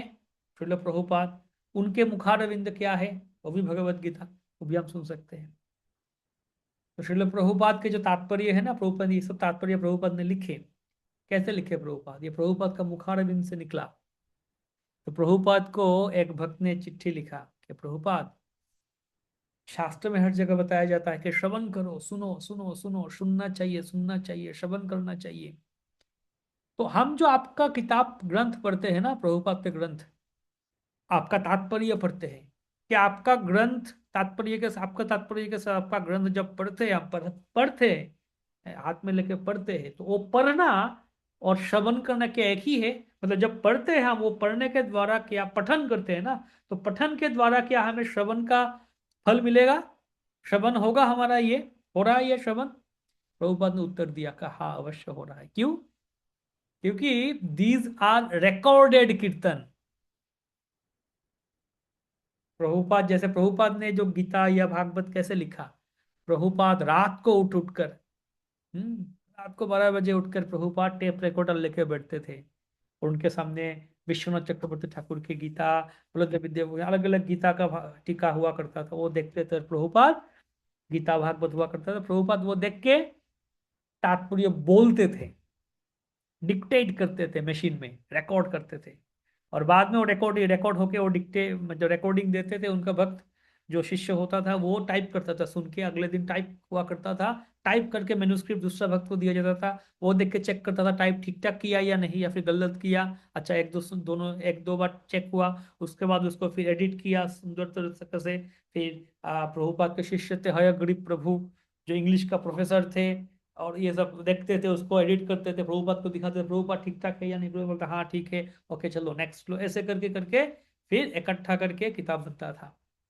तो प्रभुपाद बोलते थे रिकॉर्डर में, रिकॉर्ड होकर भक्त सुन के लिखते थे। तो प्रभुपाद बोले कि मेरे किताब पढ़ना और मेरे से सुनना एक ही बात है, पढ़ना ही सुनना है प्रभुपाद से। तो भगवत गीता के जो श्लोक है, हर श्लोक 700 श्लोक, वो कृष्ण के मुखारविंद है, मुखारविंद से निकला हुआ मुखारविंद वाणी है। और गीता के तात्पर्य जो है वो प्रभुपाद के मुखारविंद से निकला हुआ वाणी है। तो हम जब प्रभुपाद के भगवत गीता या भागवतम पढ़ रहे हैं, तो हम सीधा कृष्ण और कृष्ण भावना भावित भक्तों के मुख से हम सुन रहे हैं। और फिर उसके साथ मंदिर में भगवत गीता भागवतम क्लास होता है, जो और भक्त भी है, प्रवचन देते हैं, हरि कथा बोलते हैं, गीता क्लास भागवत क्लास होता है, यहाँ से सुनते हैं, भक्ति शास्त्री क्लास में सुन रहे हैं। तो सुनते हैं, हम सुनने के द्वारा ही कृष्ण तत्व जान सकते हैं। चैतन्य चरितामृत में एक श्लोक है कि जेवा नाही बुझे के हो, सुनीते सुनीते से हो, कि अद्भुत चैतन्य चरित, कृष्णे उपजीवे प्रीति, जानिबे रसेर रीति, सुनिलेई হয় बड़ हित। कि कोई कह सकता है कि मुझे समझ में नहीं आता है, इतना सुंदर समझ में नहीं आता है, ये सब कथा समझ में नहीं आता है। तो कविराज गोस्वामी कहते हैं, बोलते कोई बोले समझ में नहीं आता, ठीक है, फिर भी आप सुनते जाओ, सुनीते सुनीते से हो, मतलब समझ में नहीं आ रहा, सुनते जाओ सुनते जाओ सुनते जाओ। समझ में नहीं आ रहा है, फिर भी सुनते जाओ, क्योंकि सुनते सुनते सुनते सुनते कुछ तो समझ में आएगा। सुनीते सुनीते से हो, कि अद्भुत चैतन्य चरित, अद्भुत चैतन्य चरित है, जानिबे रसेर रीति, सुनते सुनते रस का, रस तत्व, रस का तत्व क्या है, रीति क्या है, वो समझ में आएगा। समझ में आएगा। कृष्ण उपजीव्य प्रीति, और कृष्ण के प्रति प्रीति, प्रेम हृदय में आएगा। कृष्ण उपजीव्य प्रीति, प्रीति आएगा हृदय में, तो सुनते जाना चाहिए। तो प्रभुपाद के ग्रंथ है, पढ़ते जाना चाहिए हमें। प्रभुपाद के प्रवचन है, रिकॉर्डेड लेक्चर्स भी है प्रभुपाद के। प्रभुपाद के एक ऑडियो मशीन आता है, बीबीटी इंटरनेशनल के द्वारा बनाया गया, कि एक ऑडियो मशीन में बताया जा रहा है कि 4000 प्रवचन है प्रभुपाद के। 4000 प्रभुपाद के कीर्तन, प्रभुपाद के भजन, आ, प्रभुपाद की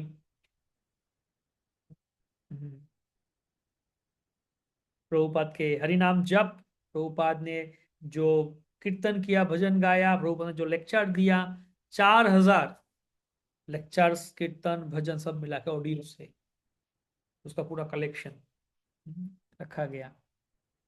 कोई भी ले सकते और सुन सकते, पूरा दिन सुनते रहिए। श्रवण करना चाहिए।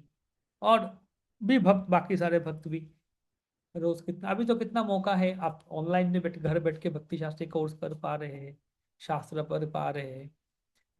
हाँ, रोज आप हरि कथा कीर्तन सुन पा रहे हैं मंदिर में। हर एक मंदिर, मायापुर बोलिए, वृंदावन बोलिए, कहीं भी मंदिर हो, हर एक मंदिर का सुबह का भागवतम क्लास है, शाम का भगवत गीता क्लास है, या फिर और भी क्लासेस है। कितना सारे महाराज, गुरुदेव सब प्रवचन दे रहे ऑनलाइन के माध्यम से, आप सुन पा रहे हैं।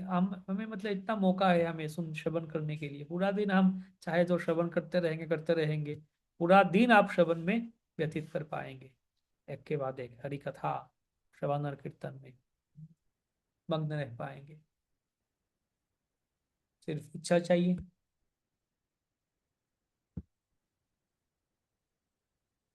तो दूसरे श्लोक में बताते, ज्ञानम तेहम सविज्ञानम इदम वक्ष्याम शेषतः।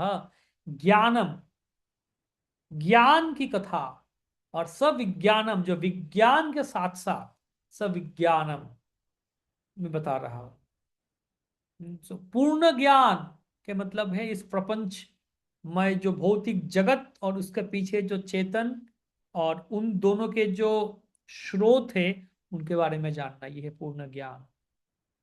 पूर्ण ज्ञान का मतलब क्या है?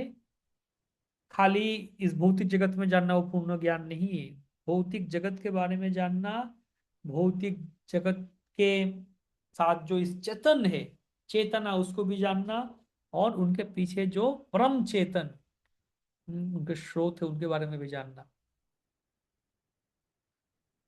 तो जब बता रहे, जब समस्त कारणों का कारण, परम कारण को जान पाते, तब और कुछ जानना बाकी नहीं रहता है। यस्मिन् विज्ञाते सर्वमेवं विज्ञातम भवति, कस्मिन् नु भगवो विज्ञाते सर्वमिदं विज्ञातम भवति थी। ये मुंडक उपनिषद के श्लोक है। इसके अलावा भी और श्लोक कहा गया है, यस्मिन् प्राप्ते सर्वमेवं प्राप्तम भवति, यस्मिन् विज्ञाते सर्वमेवं विज्ञातम भवति। जिनको पाके और कुछ पाना बाकी नहीं रहता, और जिनको जान के और कुछ जानना बाकी नहीं रहता। तो ये है भगवान। फिर तीसरे श्लोक में आते हैं, बता रहे ये जो ज्ञान है बहुत दुर्लभ है, सुदुर्लभ। ये इतना आसान नहीं है, इतना आसान नहीं है। आचार्यों ने इतना कुछ लिखे गया, टीका लिखे गया, किताब लिखे गया, इतना कुछ उपलब्ध है, लेकिन फिर भी इतने सारे लोग अज्ञानी बन के घूम रहे हैं, जान नहीं पाते या जानने का प्रयास नहीं करते। गीता है, भागवत है, सब कुछ है, इतना सरल तरीका से दिया गया है। मतलब हम जब पढ़ते हैं प्रभुपाद के ग्रंथ, तब लगता है कि अरे इतने आसान तो है, इतने आसान से बताया जा रहा है, इतना सरल बात बताया जा रहा है, फिर भी लोग इतना अज्ञान क्यों है? क्योंकि लोगों की इच्छा ही नहीं है। अगर इच्छा होता तो फिर किताब उठाओ, पढ़ना शुरू करो। इतना सारे किताब बांटा जा रहा है, इतना सारे भगवत गीता, भागवतम डिस्ट्रीब्यूट हो रहा है, हजारों लाखों संख्या में, कितना लोग पढ़ रहे हैं। जितना डिस्ट्रीब्यूट हो रहा है, अगर सब लोग पढ़ते तो कितने भक्त बन जाते। तो लोग चलो, पहले तो बहुत लोग लेना नहीं चाह रहे हैं, और इसका मतलब ये भी नहीं है कि सब ले लिए। एक्चुअली मुझे मेरा पहले ऐसे, मतलब मन में ऐसे यह था, या मैं ऐसे सोच रहा था कि हम सब ने या इस्कॉन के द्वारा इतना साल 50 साल में इतना प्रचार हो चुका है, इतने सारे रथ यात्रा हो गया है, इतना पूरा विश्व भर, इतने कीर्तन, इतने कथा, इतना प्रसाद बांटा गया है, इतने सारे बुक्स डिस्ट्रीब्यूशन हो गया है, लाखों करोड़ों संख्या में भगवत गीता बांटा गया है, तो इनफ हो गया। मतलब हमारे संकीर्तन भक्त है, बस भर के मायापुर में तो 10 संकीर्तन बास है, तो संकीर्तन बास भर भर के किताब लेके जाते हैं और अलग अलग इलाके में जाते हैं, किताब बांटते हैं, लोग को वितरित करते हैं। रथ यात्रा में इतना लोग आते हैं, बुक्स जाते हैं, इतना सारे बड़ी बड़ी स्कोर नंबर है। तो मैं सोच रहा था वाह, तो उसका मतलब अच्छा प्रचार हो रहा है, अच्छा प्रचार हो गया है, मतलब काफी प्रचार हो चुका है, काफी लोगों ने भगवान के बारे में जान चुके हैं, और काफी लोग भगवान को जानते हैं, काफी लोग कम से कम जानते तो है भगवान के बारे में, मानते हैं ठीक है चलो ये जितना भी हो, लेकिन जानते तो है भगवान के बारे में। काफी लोगों के पास ये ज्ञान के स्रोत पहुंच गया। तो फिर लेकिन उसके बाद हमने जो शुरू किया, लॉकडाउन के पहले ही हमने मतलब ऑनलाइन के माध्यम से प्रचार करना शुरू किया, खासकर बंगाली में। तो बहुत सारे लोग जुड़े, बहुत सारे लोग देखने लगे वीडियोस, और लोग कमेंट करने लगे यूट्यूब में, फेसबुक में। तब देखा रहे इतने लोग अभी भी अज्ञानी हैं, अरे कितना प्रचार बाकी है, मतलब लोगों के मन में अभी भी कितने सारे गलत विचार है। अभी मान लीजिए आप अमृतसर शहर में रथ यात्रा कर रहे हैं, कितने लोग आए अमृतसर शहर, आपका रथ यात्रा में 10,000 लोग आए, चलो बहुत बढ़िया, न्यूज आ गया इसको, न्यूज में 10,000 लोग अमृतसर शहर में रथ यात्रा में भाग लिए, वाह हरि बोल, ग्रेट नंबर। लेकिन अमृतसर शहर में कितने लोग हैं, कितने लाख लोग हैं, लाखों लाखों लोग होंगे, उसमें से 10,000 लोग आए हैं, कितने लाख लोग होंगे। तो बहुत सारे लोग आते ही नहीं, बहुत सारे लोगों को मतलब क्या है, वो कभी भी आएंगे नहीं। आप जाइए, किताब लेके भी जाइए, उनका घर भी जाइए, और दरवाजा खुलेंगे ही नहीं, नहीं चाहिए हमें, देख के ही भगा देंगे, चलो चलो जाओ, नहीं चाहिए। या फिर मतलब मंदिर में तो आएंगे ही नहीं। लेकिन जब यूट्यूब फेसबुक या ऑनलाइन के माध्यम से एक तो अच्छा है कि हर हर एक बहुत लोगों के पास पहुंच रहा है, वो बेडरूम में बैठे बैठे मोबाइल देख रहा है, अचानक आ गया कोई हरे कृष्ण भक्त का कोई कुछ कथा भगवान के बारे में, अच्छा चलो, नहीं ये गलत है, चलो कमेंट डाल दो, कमेंट भी डाल रहा है। तो लोग अलग अलग विचार है। मैं सोच रहा था कम से कम बंगाल में इतना सारे ग्रंथ, इतना सारे भगवत गीता बांटा जा चुका है, लोगों को तो पता ही होगा प्रभुपाद के बारे में, लोगों को तो पता ही होगा महाप्रभु के बारे में, लेकिन लोग अभी भी ऐसे ऐसे कमेंट करते हैं हमारे यूट्यूब या फेसबुक में प्रभुपाद के बारे में, महाप्रभु के बारे में, मतलब लोगों को पता ही नहीं प्रभुपाद कौन है, या कृष्ण कौन है, भक्ति कौन है। लोगों का मन में अलग अलग ऐसे विचार है, मायावाद, सिद्धांत, सहजिया, कितने सारे विचार है। तो भगवान को जानना इतना सहज नहीं, इतना ये नहीं, आसान नहीं है। हम सब भाग्यशाली है, जो जो यहाँ पे, हम भाग्यशाली कि हमें पता चल गया। तो हमें लगता है तो आसानी तो है भक्त बनना, भक्त क्यों, लेकिन नहीं, बहुत लोगों के लिए ये भक्ति में, बाकी तो छोड़िए, प्रसाद शाकाहारी बनना, प्रसाद लेना वो तो दूर की बात है, कृष्ण भगवान है वो स्वीकार करना बहुत लोगों के लिए वो ही बहुत कठिन बात है। बहुत लोगों के लिए यह स्वीकार करना कि मैं भगवान के दास हूँ, हाँ मुझे दास बनना है, वो भी बहुत कठिन बात है। इस भौतिक जगत में सब लोग प्रभु बनना चाहते हैं, मालिक बनना चाहते हैं, लेकिन हम बताते हैं आप दास हो, आप आत्मा हो, क्षुद्र हो, आपका आप 1/10,000 टिप ऑफ द हेयर, इतना छोटा हो, त्रिनाथपि सुनीचे न गोपित भट्टु पद कमल, और दासो दासानुदास, दासानुदास बनना है आपको, ऐसे बोलते हैं। और लोग बोलते नहीं मैं तो प्रभु बन, मैं तो बड़ा बनना चाहता हूँ। लोग कंपटीशन, कॉम्पिटिटिव जगत में है, लोग बड़ा और बड़ा बड़ा बड़ा बड़ा बनना चाहते हैं, महान बनना चाहते हैं।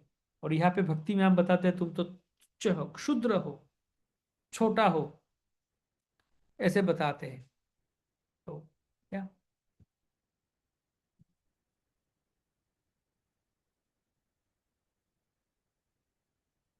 लोग बताते हैं कि भक्ति बहुत आसान है, भक्ति करना ये तो लोग क्या आसान है नहीं। अगर इतना ही आसान है तो फिर लोग इतना कठिन निर्विशेष पथ या क्यों स्वीकार करते हैं। असल में भक्ति उतना सहन नहीं है, सहज नहीं है।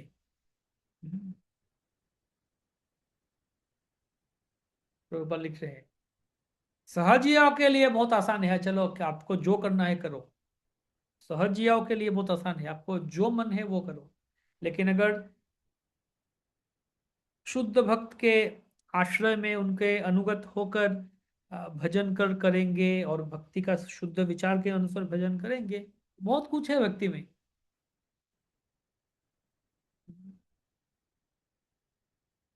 श्रुति स्मृति पुराणादि पंचरात्रम विधिम विना ऐकांतिक हरेर भक्तिर उत्पातायैव कल्पते। उपनिषद पुराण नारद पंचरात्र आदि प्रामाणिक वैदिक शास्त्र विधि का अनुगमन ना करके जो भक्ति वो समाज में उत्पात ही सृष्टि करता है।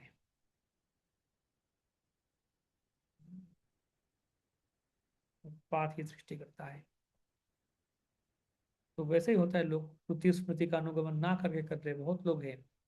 मैं एक बार कलकत्ता में हमारा कुछ स्टूडियो में कुछ ऑडियो कुछ नरेशन चल रहा था हमारे यहाँ का कुछ प्रोग्राम के बारे में। कुछ एक स्टूडियो में गए कुछ डबिंग करने के लिए, कुछ रिकॉर्डिंग के लिए जो नरेशन प्रोग्राम के। और भी लोग स्टूडियो के मीडिया के कुछ कुछ लोग थे जो बातचीत कर रहे थे। हम प्रसाद भी लेके गए, प्रसाद और भी एक भक्त थे, हम प्रसाद लेके गए, प्रसाद ले रहे थे मतलब। तो वहाँ पे एक लड़की थी, बातचीत हो रहा था तो बता रही थी ऐसे ऐसे बहुत कुछ बता रही थी। हाँ वो बोले कि मेरे मेरी एक जगन्नाथ है, जगन्नाथ डेटी मैंने जगन्नाथपुरी से लेके आई हूँ। तो मैं बहुत प्यार करती हूँ जगन्नाथ को, मैं जहाँ पे जाती हूँ जगन्नाथ को लेके जाती हूँ। तो और भी लोग थे, हाँ हाँ प्रभु जी ये बहुत जगन्नाथ को बहुत प्यार करती है, जगन्नाथ के प्रति बहुत प्रेम है इसकी, हर जगह जगन्नाथ को बेटी को लेके जाती है। अच्छा अच्छा, बहुत बड़ी भक्त होंगे जगन्नाथ के। तो बातचीत चल रहा था, चलते एक टॉपिक में आया कि कोई आया, दूसरा कोई आया वहां पे और एक लड़का आया। तो वो बोले आप आओ तो प्रसाद लो। वो मना कर रहा है नहीं। तो वो बोले क्या हुआ, तो इशारा कर, वो बोले मैं नॉनवेज खा के आया। तो ठीक है, तो बोला ठीक है आप जो भी खाए आप प्रसाद ले सकते हो, ले लो प्रसाद। लेकिन वो लड़की बोली क्या समस्या है नॉनवेज खाने में, क्या समस्या है, मैं तो मेरी जगन्नाथ को नॉनवेज ऑफर करती हूँ, मैं तुम्हारा जगन्नाथ को वाइन भी ऑफर करती हूँ, शराब भी पीती हूँ, जगन्नाथ को ऑफर करके पीती हूँ, नॉनवेज मांस मदिरा में खाती हूँ, वो भी ऑफर करके खाती हूँ। मैं सोचा है जगन्नाथ आपको क्या क्या क्या क्या आपको देखना पड़ रहा है और क्या क्या लोग खिला रहे हैं। जगन्नाथ तो खाते नहीं वो लेकिन क्या क्या दे रहे हैं उनको देखो। तो ऐसे लोगों का अलग अलग विचार है। जगन्नाथ बोले मैं उस मांस मदिरा सब भूख लगाता हूँ, कहाँ से मिला, कहाँ मिला, नहीं मेरा मन है। तो मैंने पूछ रहा था कहाँ मिला, मतलब ऐसे किसी ने बताया आपको, कैसे लगा ना, बोले नहीं ये मुझे अच्छा लगा, मुझे लगा ये जगन्नाथ तो सबके प्रभु है तो सब कुछ खा सकते हैं वो, और मैं जो खाती हूँ वो सब कुछ देती हूँ उनको, मेरा प्रेम है उनके प्रति, प्यार है, सब कुछ देती हूँ। तो मतलब मन गढ़ंत, मुझे लगा मैं ऐसे दे सकती हूँ। तो बहुत लोग बहुत कुछ कर रहे हैं इस जगत में। हाल ही में कुछ न्यूज़ था, अ, अभी डोनाल्ड ट्रंप तो अभी का है ना, अब ये है अमेरिका के प्रेसिडेंट। तो पहले जो प्रेसिडेंट था डोनाल्ड ट्रंप, कब आया था वो, तो उस समय एक न्यूज़ में आया था, कुछ उत्तर प्रदेश या बिहार का कुछ एक न्यूज़ था, मैं फेसबुक पर देख रहा था कुछ न्यूज़ के, एक आदमी था वहाँ पे जो डोनाल्ड ट्रंप का पूजा कर रहा था। डोनाल्ड ट्रंप के कुछ फोटो में हार लगा रहा था, अगरबत्ती दिखा रहा था, ऐसे ऐसे पूजा कर रहा था। प्रभुपाद भी लिखते हैं कि गीता के 17 नंबर अध्याय में देखेंगे, तात्पर्य प्रभुपाद लिखेंगे कि दूसरे विश्व युद्ध के समय कलकत्ता में एक व्यक्ति था, तो विश्व युद्ध के समय वो काला धंधा करके बहुत पैसा कमाया था। तो उसने बोला कि हाँ हिटलर मेरा भगवान है, क्योंकि हिटलर के कारण मैंने पैसा कमा के इतना युद्ध होके इतना पैसा कमाया, तो हिटलर मेरा भगवान है। तो हिटलर का पूजा कर रहा था वो। ऐसे लोगों का अलग अलग विचार है, जो भी कुछ भी करे। तो भक्ति में आना, शुद्ध भक्ति का मार्ग में आना, शुद्ध भक्ति का विचार में उतना आसान नहीं है। तो खैर यहाँ पे हमें जो भक्ति शास्त्री का लक्ष्य है, यहाँ पे पर्सनल एप्लीकेशन, प्रीचिंग एप्लीकेशन मिल सकता है कि प्रीचिंग एप्लीकेशन में ये मिल सकता है कि शुद्ध भक्ति के बारे में प्रचार करना, कि भक्ति योग, शुद्ध भक्ति और सहजिया का भक्ति या फिर जो मिक्स्ड भक्ति, उसमें अंतर वो दर्शाना, कि शुद्ध भक्ति क्या है और मिलावटी भक्ति क्या है वो समझना। मिलावटी भक्ति, शुद्ध भक्ति, उसके बारे में प्रचार करना प्रीचिंग एप्लीकेशन हो सकता है। फिर यहाँ पे शास्त्र के बारे में प्रीचिंग एप्लीकेशन में आ सकता है कि जो भी करेंगे हम शास्त्र के सिद्धांत को, गुरु साधु शास्त्र, ये तीन चीज, गुरु साधु शास्त्र, ये तीनों को सेंटर में रखना। जो भी कार्य करेंगे गुरु साधु शास्त्र के अनुसार। विशाल जहाज है, जहाज चलता है समुद्र के पानी के ऊपर, या फिर वो भी है वो आसमान में जो चलता है, हवाई जहाज वो भी है। तो वो कैसे चलता है? आसमान में तो कोई दिशा नहीं है, कौन सा दिशा में जाएंगे? दाहिना जाओ, रास्ता में तो होता है ना, थोड़ा लेफ्ट जाओ, थोड़ा सामने जाके सीधे एक टोल नाका आएगा या फिर एक चौक आएगा, चौक में से लेफ्ट लो, लेफ्ट लेके सामने जाओ, जाके 200 मीटर जाने के बाद राइट लो। गूगल नेविगेशन में दिखाते हैं ना, सीधा जाके फिर एक टर्न आएगा, उसमें से लेफ्ट में मुड़ो या राइट मुड़ो, ऐसे ऐसे दिखा सकते हैं। लेकिन आसमान में तो ऐसे कुछ नहीं है ना। या फिर समुंदर में जब जाता है पानी, पानी में जहाज में जाता है, उसमें तो ऐसे नहीं है कि लेफ्ट में जाओ राइट में जाओ ये करो, नहीं। तो कैसे जाता होगा जहाज? एक कॉम्पास के ऊपर डिपेंड करके। कॉम्पास जो डिजिटल कॉम्पास डायरेक्शन दिखाता है, इतना डिग्री टर्न लो, उतना डिग्री ऐसे जाओ, इतना ये इसमें जाओ, तो डिग्री। अगर कॉम्पास काम करना बंद कर दे तो क्या होगा? अगर कॉम्पास काम करना बंद कर दे तो क्या होगा? जा नहीं पाएगा। अरे कैसे जाए, कॉम्पास काम नहीं कर रहा है। तो वैसे हमारा जीवन की कॉम्पास है गुरु साधु शास्त्र, ये तीन चीज। सिर्फ गुरु या सिर्फ साधु या सिर्फ शास्त्र नहीं। कोई लोग ये भी गलती करते हैं। कोई लोग बोलते हैं हम सिर्फ शास्त्र को ही मानेंगे, हमारा और कुछ नहीं, जो शास्त्र में जो बोलेंगे वही करेंगे। नहीं, मतलब गुरु और साधु भी चाहिए, वो हमें शास्त्र समझाते हैं। हम खाली खाली शास्त्र नहीं समझ पाएंगे खुद। उसके लिए गुरु साधु भी चाहिए, वो हमें समझाएंगे शास्त्र। और कुछ कुछ लोग नहीं, हमारा गुरु ही काफी है, गुरु जो बोलेंगे वही करेंगे। अंधा जैसे, गुरु जो बोलेंगे वो करेंगे, गुरु ही मेरे लिए सब कुछ है। नहीं, शास्त्र भी और साधु भी जरूरत है, और कोई लिए साधु नहीं। तो ये तीनों चाहिए। अगर खाली गुरु गुरु करेंगे, मतलब करेंगे, तो फिर क्या होगा? ऋत्विकवाद हो जाएगा। जैसे ऋत्विकवाद आया,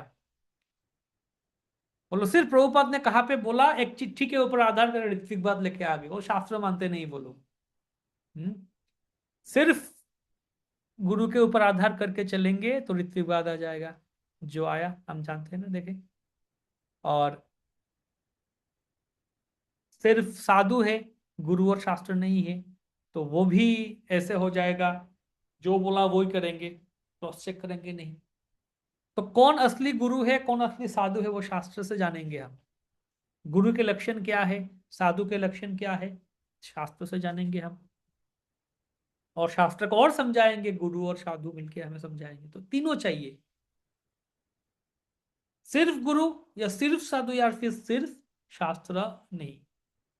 गुरु और साधु और शास्त्र तीनों। मैं आपको दिखाता हूं एक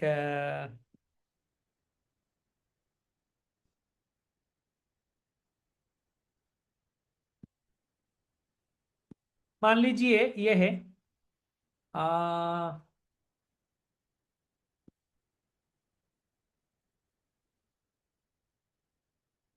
ये एक डॉट है, ठीक है, ये एक डॉट है। डॉट बिंदु है। अभी अगर मैं बोलूंगा इस एक बिंदु से आप कितने सरल रेखा खींच सकते, लाइन खींच सकते हैं?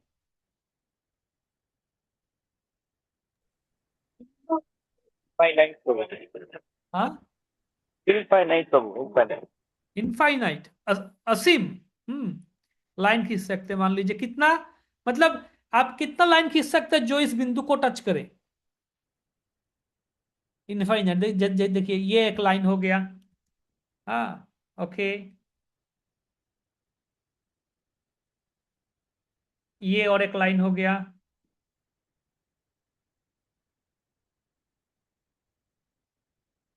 ये और एक लाइन हो गया।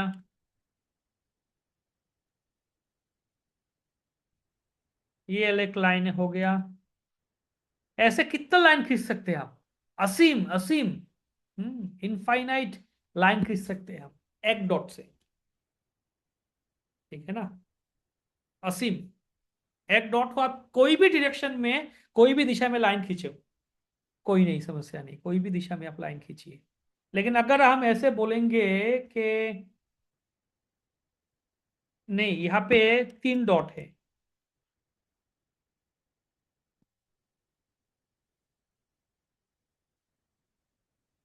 तीन डॉट है, अभी कितना लाइन खींच सकते हैं आप? एक लाइन प्रभु। एक ही लाइन खींच पाएंगे अभी। हाँ, अभी कितना लाइन खींच पाएंगे? एक ही लाइन खींच पाएंगे, बस एक ही लाइन खींच पाएंगे हम।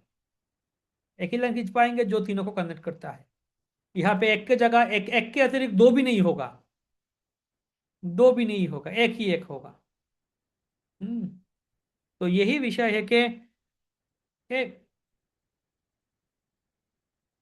जब गुरु साधु शास्त्र तीनों को नहीं मानेंगे हम, तो फिर आप कहीं से भी एक पॉइंट ले लो और कोई भी दिशा से लाइन खींच लो, लकीर खींच लो, और आप कोई भी कंक्लूजन में आ जाओ, क्या पता। तो अभी 4 और 5 श्लोक में प्रभुपाद तात्पर्य में कहते हैं, तो इसलिए जो सिद्धांत है पहला 3 श्लोक में के गुरु साधु शास्त्र, ये तीनों को मानना चाहिए, तब जाके हम सही तरीके ना, ये उत्पाद तैयार होगा समाज में। कर रहा है बहुत। सहजिया वाले जो लोग हैं ना, वो हमसे और ज्यादा और तपस्वी है, और व्रत करते हैं, आप देखेंगे जाके, और भी एकदम इतना कठिन तपस्या करेंगे, कुछ करेंगे, ये करेंगे, वो कट्टर है। लेकिन सहजिया क्यों कहलाते हैं? क्योंकि मनगढ़ंत रूप से करते हैं, उनका कोई शास्त्र का कोई आधार नहीं है। और इमोशनल है, रोध होके बहा लेंगे, वो गिड़गिड़ाएंगे, हरी बोल एकदम रो के, लेकिन शास्त्र का कोई आधार नहीं है, मन गढ़ंत रूप में करेंगे, इसलिए सहजिया कहा गया। तो शास्त्र, गुरु, साधु, ये तीनों होना चाहिए। तो खैर, चौथा श्लोक में कह रहे हैं अभी, ये जो 8 तत्व है, परा परा प्रकृति,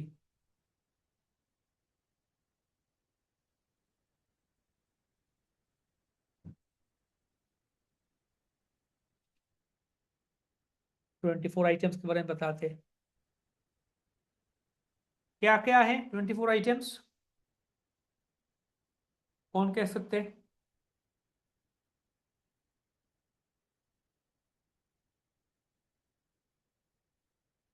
24 आइटम्स क्या क्या है? 5 5 5 5। पहले तो पंच महाभूत, भूमि या पृथ्वी, जल, वायु, अग्नि, आकाश, ये 5 है। ओके, फिर 5 ज्ञानेंद्रिय, आंखें, चक्षु, जिह्वा, नासिका, कान और त्वचा, ये 5 ज्ञान लेने, संचय करने वाला जो इंद्रिया है। ओके, 10 हो गया। और फिर 5 है कर्मेंद्रिय, वाक मतलब बोलने का शक्ति, पानी मतलब हाथ, कर्म क्षमता, पाद मतलब पैर, उपस्थ इवाकुएशन करते हैं, उपस्थ, पायु, वाक पानी, पाद उपस्थ पायु, ये 5 हो गए। तो 15 हो गया। अभी और 5 क्या है कि ये जो ज्ञानेंद्रिय है 5, इनके विषय तन्मात्र, पंच तन्मात्र कहते हैं। 5 ज्ञानेंद्रिय के विषय है क्या? रूप, रस, गंध, शब्द, स्पर्श। ये 5 तो हो गया 20। 5 5 5 5 20 हो गया। पंच ज्ञानेन्द्रिय, पंच कर्मेंद्रिय, पंच महाभूत और पंच तन्मात्र, 20 हो गया। फिर 3 सूक्ष्म, मन, बुद्धि, अहंकार, और चौथी है आत्मा, या प्रधान भी कहते हैं, मिलके होता है।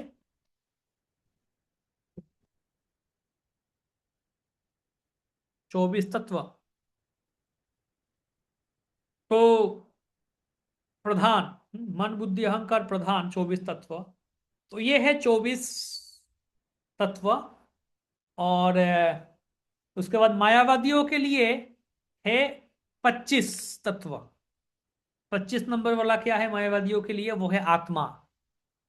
तो उनके लिए जीवात्मा परमात्मा एक ही है, इसलिए 25। लेकिन वैष्णवों के लिए 26 तत्व है। तो 26 वैष्णवों के लिए 25 नंबर जीवात्मा, 26 नंबर परमात्मा, 26 हो गया। इन जनरल 24 कहा जाता है, लेकिन वो उसको और विभाजन किया गया।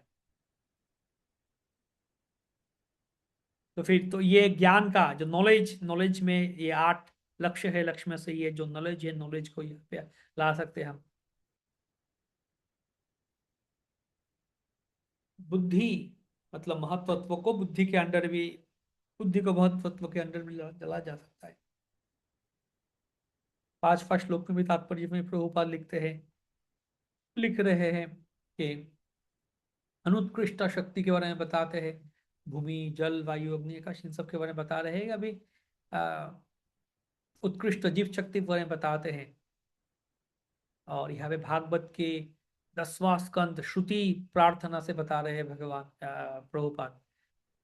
बहुत सुंदर श्लोक है।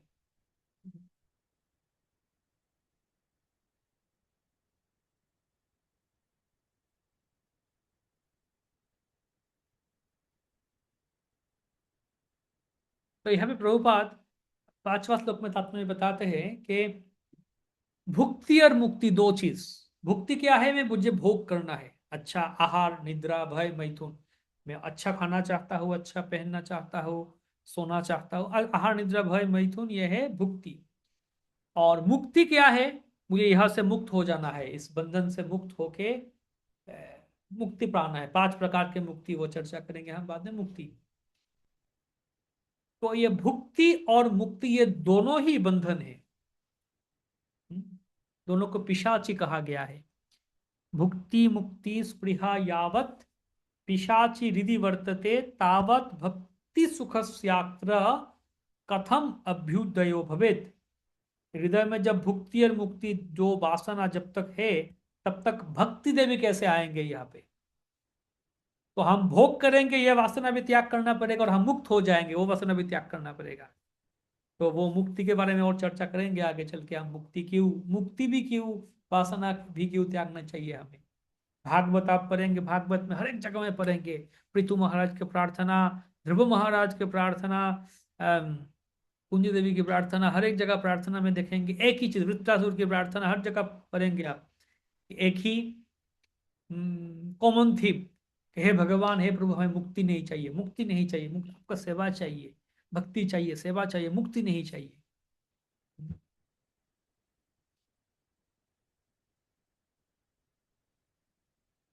तो 6वां श्लोक में तात्पर्य में प्रभुपाद बताते हैं कि spirit comes from spirit, not from matter. जो चेतन आता है वो चेतन से ही आता है, जड़ से कभी चेतन आ नहीं सकता। ये शरीर, इस भौतिक शरीर का विकास होता है एक छोटा, ये जो 6 तरीके का 6 परिवर्तन है, जन्म, वृद्धि, स्थिति, सृष्टि, क्षय, मृत्यु। पहले जन्म होता है, हमारा जन्म के समय छोटा सा इतना सा बच्चा है, कितना किलो, 2 किलो, 3 किलो, 4 किलो, इतना वजन है। 3 किलो 4 किलो होता है वजन जन्म के समय। उसके बाद धीरे धीरे बड़ा होता है, वृद्धि होता है। फिर स्थिति, कुछ समय स्थिति होता है। फिर वही हो जाता है, 100 किलो का आदमी बन जाता है। फिर वो जाके विवाह शादी करता है, उसका बच्चा होता है, मतलब सृष्टि करता है वो। फिर उसका शरीर धीरे धीरे उम्र होता है, वो क्षय होने लगता है, और आखिर में जाके मृत्यु, विनाश हो जाता है। सृष्टि, क्षय, मृत्यु।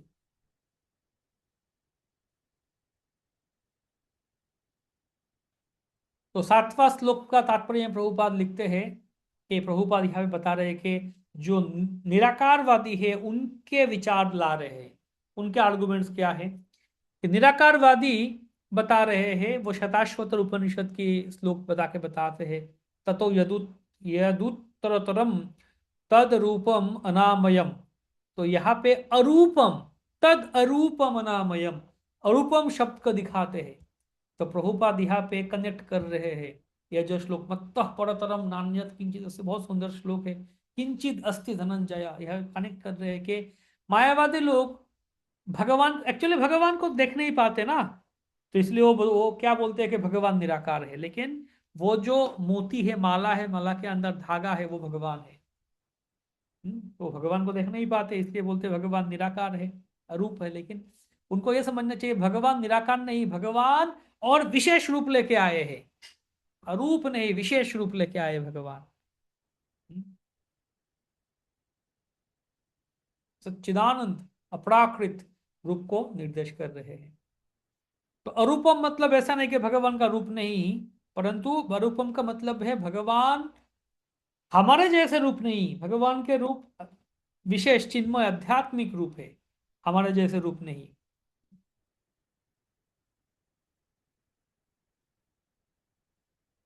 तो इन सारे श्लोक के बारे में प्रभुपाद बता रहे हैं, और आखिर में बता रहे हैं कि इन सारे श्लोक से हम इस सिद्धांत में आ सकते हैं कि भगवान परम तत्व है और जड़ चिन्मय अनंत शक्ति के प्रभाव से वो सर्वव्याप्त है। ये हम यहाँ पे देख पाते हैं।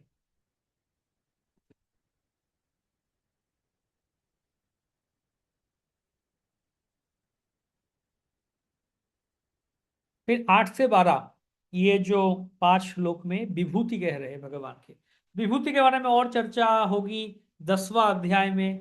भगवान विभूति के बारे में बताएंगे कि ये मेरा विभूति, वो विभूति है। एक्चुअली ये जो हर एक 7, 8, 9, 10 चारों अध्याय में विभूति बताते हैं। 7वां अध्याय में भी आप 5 श्लोक में हम पढ़ रहे हैं, 8 से 12 श्लोक विभूति पढ़ रहे हैं हम।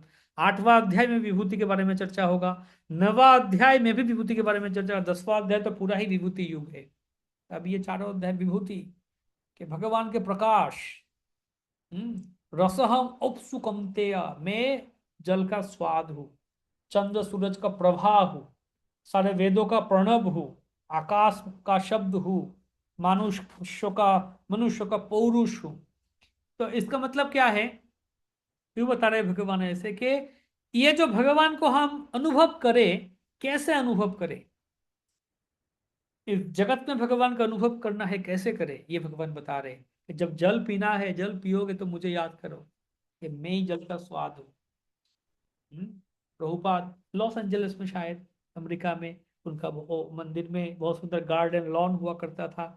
तो सुबह का समय प्रभुपाद बैठते थे, मालिश, तेल मालिश भी किया जाता था प्रभुपाद को। प्रभुपाद बैठते थे, आफ्टरनून को भी बहुत सुंदर धूप आता था और लोगों से मिलते भी थे। तो एक बार मालिश किया जा रहा था प्रभुपाद को लॉन में, गार्डन में बैठ के, और सुंदर धूप आ रहा था।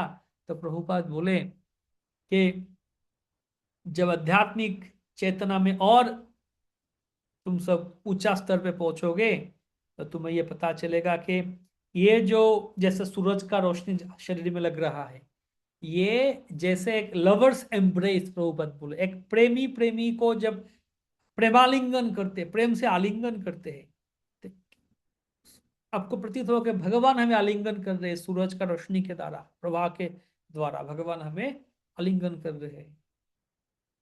हर जगह भगवान को दर्शन, ओमकार, ओम, इसमें भगवान है। तो निराकारवाद, सविशेष बात, तो यहाँ पे प्रीचिंग एप्लीकेशन बहुत पॉइंट्स है, हर एक तात्पर्य में प्रीचिंग एप्लीकेशन का पॉइंट्स है कि निराकारवाद, सविशेषवाद, साकारवाद में जो ये है उसको संस्थापन करना, तो निराकारवादी जो है वो डरते हैं, वो भगवान का नाम लेने में डरते हैं। क्योंकि वो सोचते हैं कि इस जगत में इतना सारे नाम है, इतना सारे प्रकार भेद, इतना सारे अंतर है, वो सोचते हैं कि परब्रह्म एक ही है, उसका कोई नाम ही नहीं होगा। कोई नाम, सबका सब एक है, कोई नाम नहीं होगा।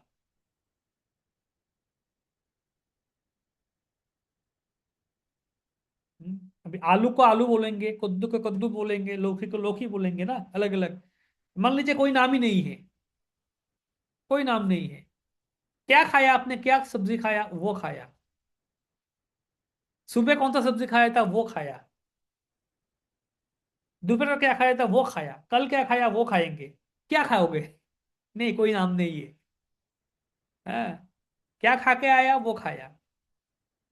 क्या क्या खाना चाहते, वो खाना चाहता हूँ। खाना में क्या बना, घर में वो बना। क्या नाम नहीं है, कुछ नाम नहीं है। हम्म।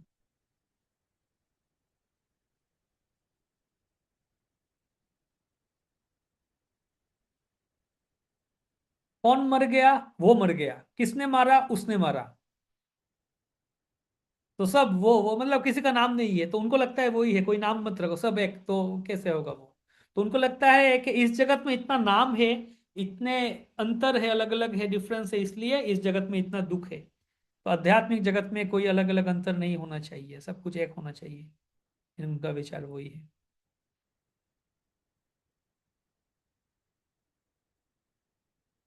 हम्म। प्रभुपाद बता दे 9 नंबर तात्पर्य में कि we are indebted to Krishna, हम कृष्ण के प्रति बहुत कृतज्ञ हैं। भगवान इतना कुछ दे रहे हैं हमें, भूमि जल वायु अग्नि सब कुछ दे रहे हैं भगवान हमें। तो ये 12 तक प्रभु भगवान ये बताते, प्रभुपाद तात्पर्य में उस विषय को चर्चा कर रहे। यह बता रहे भगवान सारे बुद्धि के स्रोत भी भगवान है। तो यहाँ पे एक क्वेश्चन आ सकता है कि अगर कृष्ण सारे बुद्धि के स्रोत है, तो फिर कृष्ण मायावादी या फिर अभक्त या फिर नास्तिकों की बुद्धि क्यों हरण नहीं कर लेते? हम्म। उनको भी बुद्धि वही दे रहे, सारे बुद्धि भगवान से आता है, तो फिर मायावादी जो मायावाद का बुद्धि लगा रहे, नास्तिक जो है, और वो लोग निंदा कर रहे भगवान की, उसको बुद्धि कौन दे रहे, भगवान ही दे रहे, तो क्यों दे रहे भगवान उसको? हाँ, तो ये भी एक विचार है। तो बुद्धि क्या, सब कुछ ही भगवान दे रहे। वो जो खाना खा रहे हैं ना, खाना खा के शक्ति पाके गाली दे रहा है भगवान को, वो खाना कौन खिला रहा है, वो खाना कौन पचा रहा है? भगवान गीता में आगे जाके या पहले बोल चुके हैं, अहम वैश्वानरो भूत्वा प्राणिनाम देहम आश्रितः। मैं सबका शरीर में वैश्वानर अग्नि हूँ, जठराग्नि हूँ। मैं ही खिलाता हूँ, मैं ही पचाता हूँ। एक कहानी बताते हैं एक प्रभु जी के। कोई उस समय वैदिक समय में तो हुआ करता था, गृहस्थ आश्रम। क्या है, आपको घर में खाना बना के बाहर जाके आप बोलो ऊंचा आवाज में, ऊंची आवाज में कि हमारे घर में खाना बन गया है, भोजन प्रस्तुत है, अगर कोई अभी भी भूखा है आप आ जाइए हमारे घर में, अतिथि बनिए, हमारे खाना प्रसाद स्वीकार कीजिए। तो एक भक्त था, भगवान के भक्त गृहस्थ। तो वो वैसे, और 3 बार ऊंची आवाज में बोलना चाहिए आपको। ऐसा नहीं नीचे नीचे, हाँ खाना तैयार है, नाम नाम के वास्ते नहीं, जोर से बोलना चाहिए। कोई अगर आता है, आप अतिथि के रूप में स्वीकार कीजिए। तो उस दिन वो भक्त ऐसे ऊंची आवाज में पुकारे कि मेरा घर में भोजन प्रस्तुत है, कोई अभुक्त है, आइए हमारे घर कृपया। कोई नहीं आया, 3 बार बोला, कोई नहीं आया। तो उसको लगा अरे आज मेरा खराब दिन है। आज मैं अतिथि सेवा कर नहीं पा रहा हूँ। उनको बुरा लग रहा है कि अतिथि सेवा कर नहीं पा रहा हूँ, बिना अतिथि सेवन के मुझे खाना पड़ेगा आज। तो ठीक है, वो गए घर में ना, तब वो ऐसे पुकार रहे, ऐसे सोच रहे थे, तब तब एक व्यक्ति है सज्जन जा रहे थे। तो बोले आप आइए हमारा घर प्रसाद लीजिए। बोले ठीक है चलो, भोजन लीजिए, आइए घर में।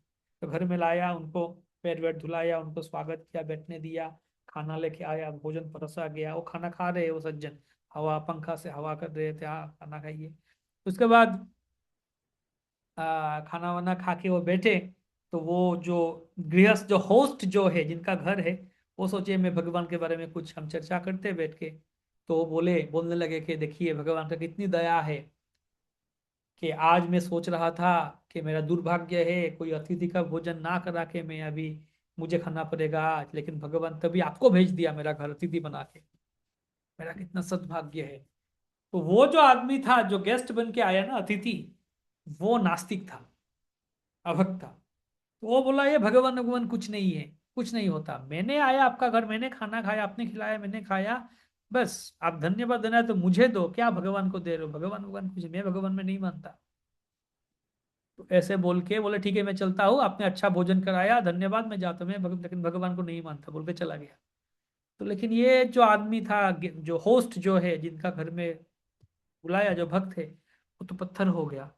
सुन के बोला अरे क्या कर दिया मैंने, एक नास्तिक को खाना खिला दिया, मैं नास्तिक का दर्शन, नास्तिक को मेरा घर में लाया, घर दूषित हो गया, पवित्र हो गया, नास्तिक का संग हो गया। रोने लगे वो बहुत दुखी होके। तो इतना दुखी हुए, बोले स्वयं भगवान उनके सामने प्रकट हो गए। बोले क्या हुआ, इतना दुखी क्यों हो?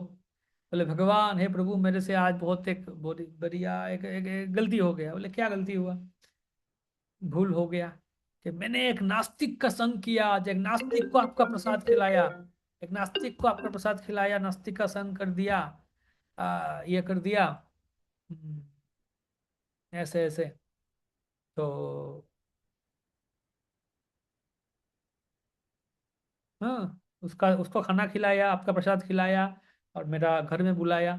तो भगवान बोले तुम एक नास्तिक को खिला के इतना रो रहे हो, और सोच के देखो मैं सनातन काल से कितना नास्तिक को खिला रहा हूँ।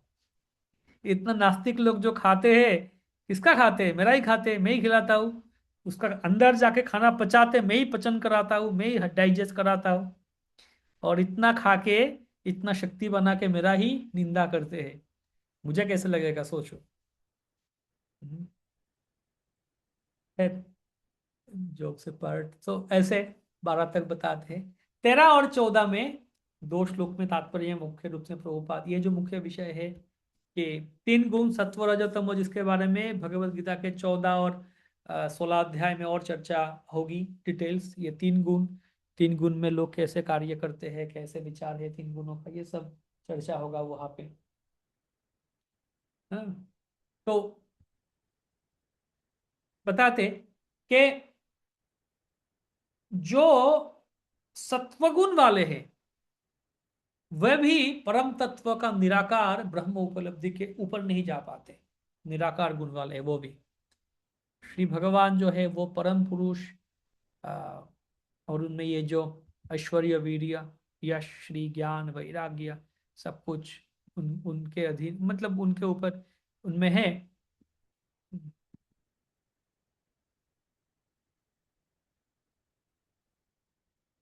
गुण के अधीन है तो भगवान को समझ नहीं पाते, नहीं पाएगा, सत्वगुण भी क्यों ना हो। तो यही बता रहे प्रभुपाद, केवल ही केवल कृष्ण भावना भावित अगर कोई हो तो वो शुद्ध शुद्ध सत्व, ये रजतम गुण के भी ऊपर जा सकता है। फिर 14 नंबर श्लोक, शरणागति। भगवान दिव्य है, भगवान की माया जो है वो भी दिव्य है, और माया को भी हमारा क्या शक्ति है माया को पार करने के लिए। इसलिए प्रभुपाद एक बार जा रहे थे मॉर्निंग वॉक में, चल रहे थे, और सी बीच में भक्तों के साथ, विदेश में कहीं पे मॉर्निंग वॉक कर रहे थे, सुबह सुबह चल रहे थे, रेती के ऊपर चल रहे थे, समंदर के पास में, रेती के ऊपर सी बीच में। तो साथ में और भक्त थे। तब अचानक एक केकड़ा, हाँ, वहां पे रेंगते रेंगते जा रहा था, समुद्र के, तो धीरे धीरे जा रहा था। तो प्रभुपाद बोले कि केकड़े को पकड़ो। तो हाँ, ब्रह्मानंद प्रभु थे, तो सन्यासी थे, और उनका बहुत बड़ा शरीर था, ब्रह्मानंद, बड़ा ब्रह्मानंद। प्रभुपाद बोलते थे बिग ब्रह्मानंद, बिग बॉडी। वो एक्चुअली भक्ति में आने के पहले एथलेट थे, उनका बहुत ऊंचा लंबा कद का और बढ़िया शरीर,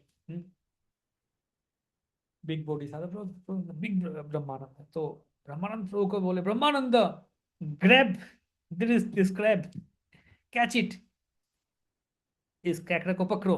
तो ब्रह्मानंद प्रभु बहुत खुश हो गए, वाह, इतना दिन में प्रभुपाद ने ऐसे कुछ एक आदेश दिया, इस कैकड़े को पकड़ो, चलो अब मजा आएगा।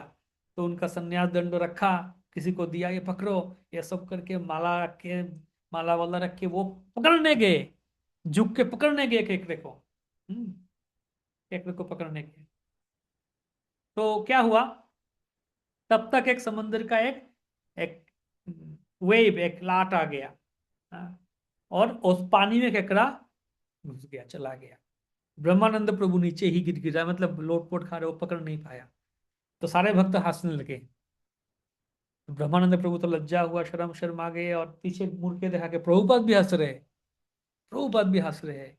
प्रभुपाद बोले, तुम इतना बड़ा शरीर है तुम्हारा, बिग ब्रह्मानंद हो, तुम इस कैकड़े को पकड़ नहीं पाया। वो बोले, प्रभुपाद क्या करे, वो समंदर का पानी में चला गया। तो प्रभुपाद बोले, हाँ क्यों नहीं पकड़ पाया, क्योंकि समुद्र के पानी में चला गया। तो प्रभुपाद बोले कि वैसे ही हम भी माया के सामने इस कैकड़े जैसे बहुत ही कमजोर है। माया देवी ब्रह्मानंद प्रभु जैसे बिग ब्रह्मानंद, बड़ा शरीर वाले, बहुत शक्तिशाली है। ब्रह्मानंद प्रभु जैसे बढ़िया बड़ा शरीर वाले है माया देवी, और हम जो है हम कैकड़े जैसे है, छोटा सा कमजोर। लेकिन कृष्ण वो है समंदर जैसे, विशाल समंदर। अगर हम समंदर का आश्रय ले लेंगे तो फिर ब्रह्मानंद प्रभु पकड़ नहीं पाएंगे, तो हम अगर कृष्ण का आश्रय ले लेंगे तो फिर माया पकड़ नहीं पाएगा, कुछ नहीं कर पाएगा। प्रभुपाद ने बहुत सरल तरीका से इस श्लोक को सिखा दिया, इस कैकड़ा को दिखा के, समुद्र को दिखा के। गुण, गुण के मतलब है रस्सी, गुण कहते हैं, रस्सी को गुण कहते हैं संस्कृत में। तो उसका मतलब गुण के द्वारा, रस्सी के द्वारा हम बंधे हुए हैं, फंसे हुए हैं, ताकि सत्व हो, रजो हो, तमो हो। अगर सोने का रस्सी हो, वो भी रस्सी है ना। तो माम बोलते, माम सिर्फ कृष्ण या विष्णु, शिव ब्रह्मा दूसरा कोई नहीं, सिर्फ माम माम माम भगवान बोलते हैं। मुक्ति प्रदाता सर्वेशाम विष्णुरेव न संशय, केवल मात्र विष्णु ही मुक्ति दे सकते, कृष्ण ही मुक्ति दे सकते, दूसरे और कोई नहीं। विष्णुरेव न संशय। ठीक है, तो ये है विषय, कल हम 15 से पढ़ेंगे। कोई प्रश्न पूछना चाहेंगे आप, पूछिए। कौन माता जी प्रश्न पूछ रही थी, बताइए माता जी, क्या प्रश्न थे आपको शुरुआत में?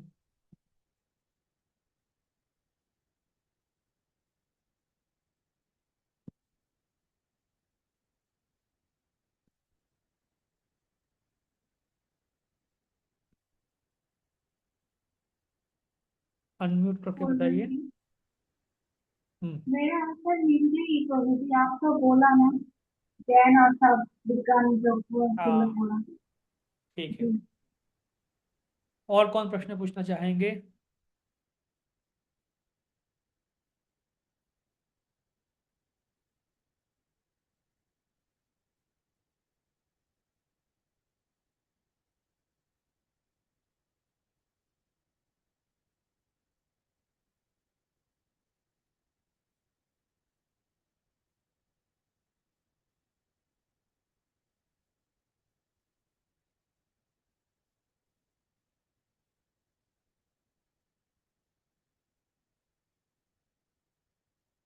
कोई प्रश्न नहीं है? उसका मतलब सबको सब कुछ समझ में आ गया, या फिर कुछ नहीं समझ में आया? आई होप, आशा करता हूँ सबको सब कुछ समझ में आ गया।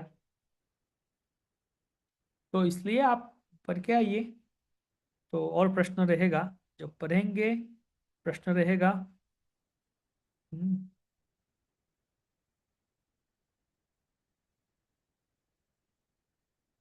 ठीक है, तो कल मिलते हैं। संजीव महाजन प्रभु पूछना चाहेंगे कुछ? हरे कृष्णा प्रभु जी, जैसे अभी आपने जो बताया 8 नंबर श्लोक में, जैसे जल का स्वाद हो, अग्नि की ऊष्मा हो, आकाश में ध्वनि हो, तो प्रभु जी ये जैसे वो चेतना है, जो चेतन से चेतना के विस्तार के बारे में आपने बताया, तो यहाँ पे अष्टता प्रकृति के बारे में बताया गया है कि जो पृथ्वी, जल, वायु, आकाश, मन, बुद्धि, अहंकार जो सूक्ष्म रूप में है, ये अष्टधा प्रकृति बताई, जो अपरा प्रकृति के अधीन बताया प्रभु जी। वो अपरा जल का प्रकृति, हाँ, अपरा मतलब भौतिक, पृथ्वी, जल, भौतिक, वायु, अग्नि, आकाश, ये सब अपरा प्रकृति है। तो प्रभु जी ये परा जड़ में आएंगे, प्रकृति मतलब जीव है, परा प्रकृति है। ये जड़ में आएंगे ना जड़ ही अपरा है, जड़ को ही जी। अपरा बोलते तो हैं। अभी जल जब जड़ है तो उसका स्वाद प्रभु परमेश्वर बोल रहे हैं वो मैं हूं, हम्म तो ये उसका कैसे इसको समझेंगे? जल का गुण स्वाद है। क्योंकि भगवान जड़ में भी है, वही तो विषय है, भगवान हर जगह है, तो अभी प्रविष्टानि अभी ठीक, अप्रविष्टानि। तो प्रभु जी जल में वो स्वाद है, हम्म तो स्वाद ले कौन रहा है? हम ले रहे। तो उसमें भी तो ईश्वर ही हुए। हाँ, वही तो बात है ना, ईश्वर है उसमें। तो फिर समझने वाली बात ये हो गई कि ईश्वर ही ईश्वर के भोक्ता है, मतलब जो तत्व है उसके भोक्ता पूर्ण रूप से वही हो गए। नहीं, मतलब क्या बोलना चाह रहे हैं आप, ईश्वर ही ईश्वर का जैसे भोक्ता? प्रभु जी ये जो हमारा शरीर है, हम्म ये भौतिक प्रकृति का बना, जो अभी आपने बताया, हम्म हाँ तो इसमें जो चेतना है वो परमेश्वर स्वरूप में है। हाँ जो बुद्धि है वो बुद्धिमानों की बुद्धि भी वो कह रहे मैं हूं। हम्म तो अगर मैं इसको जल के माध्यम से ही समझना हूं, मैंने जल पिया, उसका स्वाद किसने लिया? जड़ ने या चेतन ने? जल का स्वाद किसने लिया? जल का स्वाद हम जब इस शरीर में, मतलब हम आत्मा के रूप में, हम आत्मा है, इस भौतिक शरीर में रह रहे हैं, तो आत्मा भौतिक शरीर के माध्यम से हम भोग कर रहे हैं। तो करता तो नहीं है ना आत्मा? आत्मा क्या है? तो यही तो समझने वाली बात है, समझना चाहता हूँ प्रभु जी, जब आत्मा करता नहीं है, वो वो आगे पहले आगे खुद। जाके क्लियर होगा, कर्ता कौन है, कर्ता क्या, कौन करता है, कौन करता नहीं है, वो आगे जाके क्लियर होगा आपको। और ठीक है सुनते प्रभु जी। हम्म कर्ता, जब कर्म होता है उसके पीछे 5 कारण है, अधिष्ठान तथा कर्ता कारणम जो पृथक विदम। तो वो आपको और समझना पड़ेगा, कर्ता कौन है, भगवान कराते हमें, या फिर प्रकृति कराते, या फिर हम करते, या फिर आत्मा करता है, या फिर शरीर करता है, कौन करता है? ठीक है, चर्चा करेंगे उसके बारे में और विस्तार अगले क्लासों में। ठीक है प्रभु जी, दंडवत प्रणाम प्रभु। ठीक है, हरे कृष्ण, धन्यवाद, प्रणाम।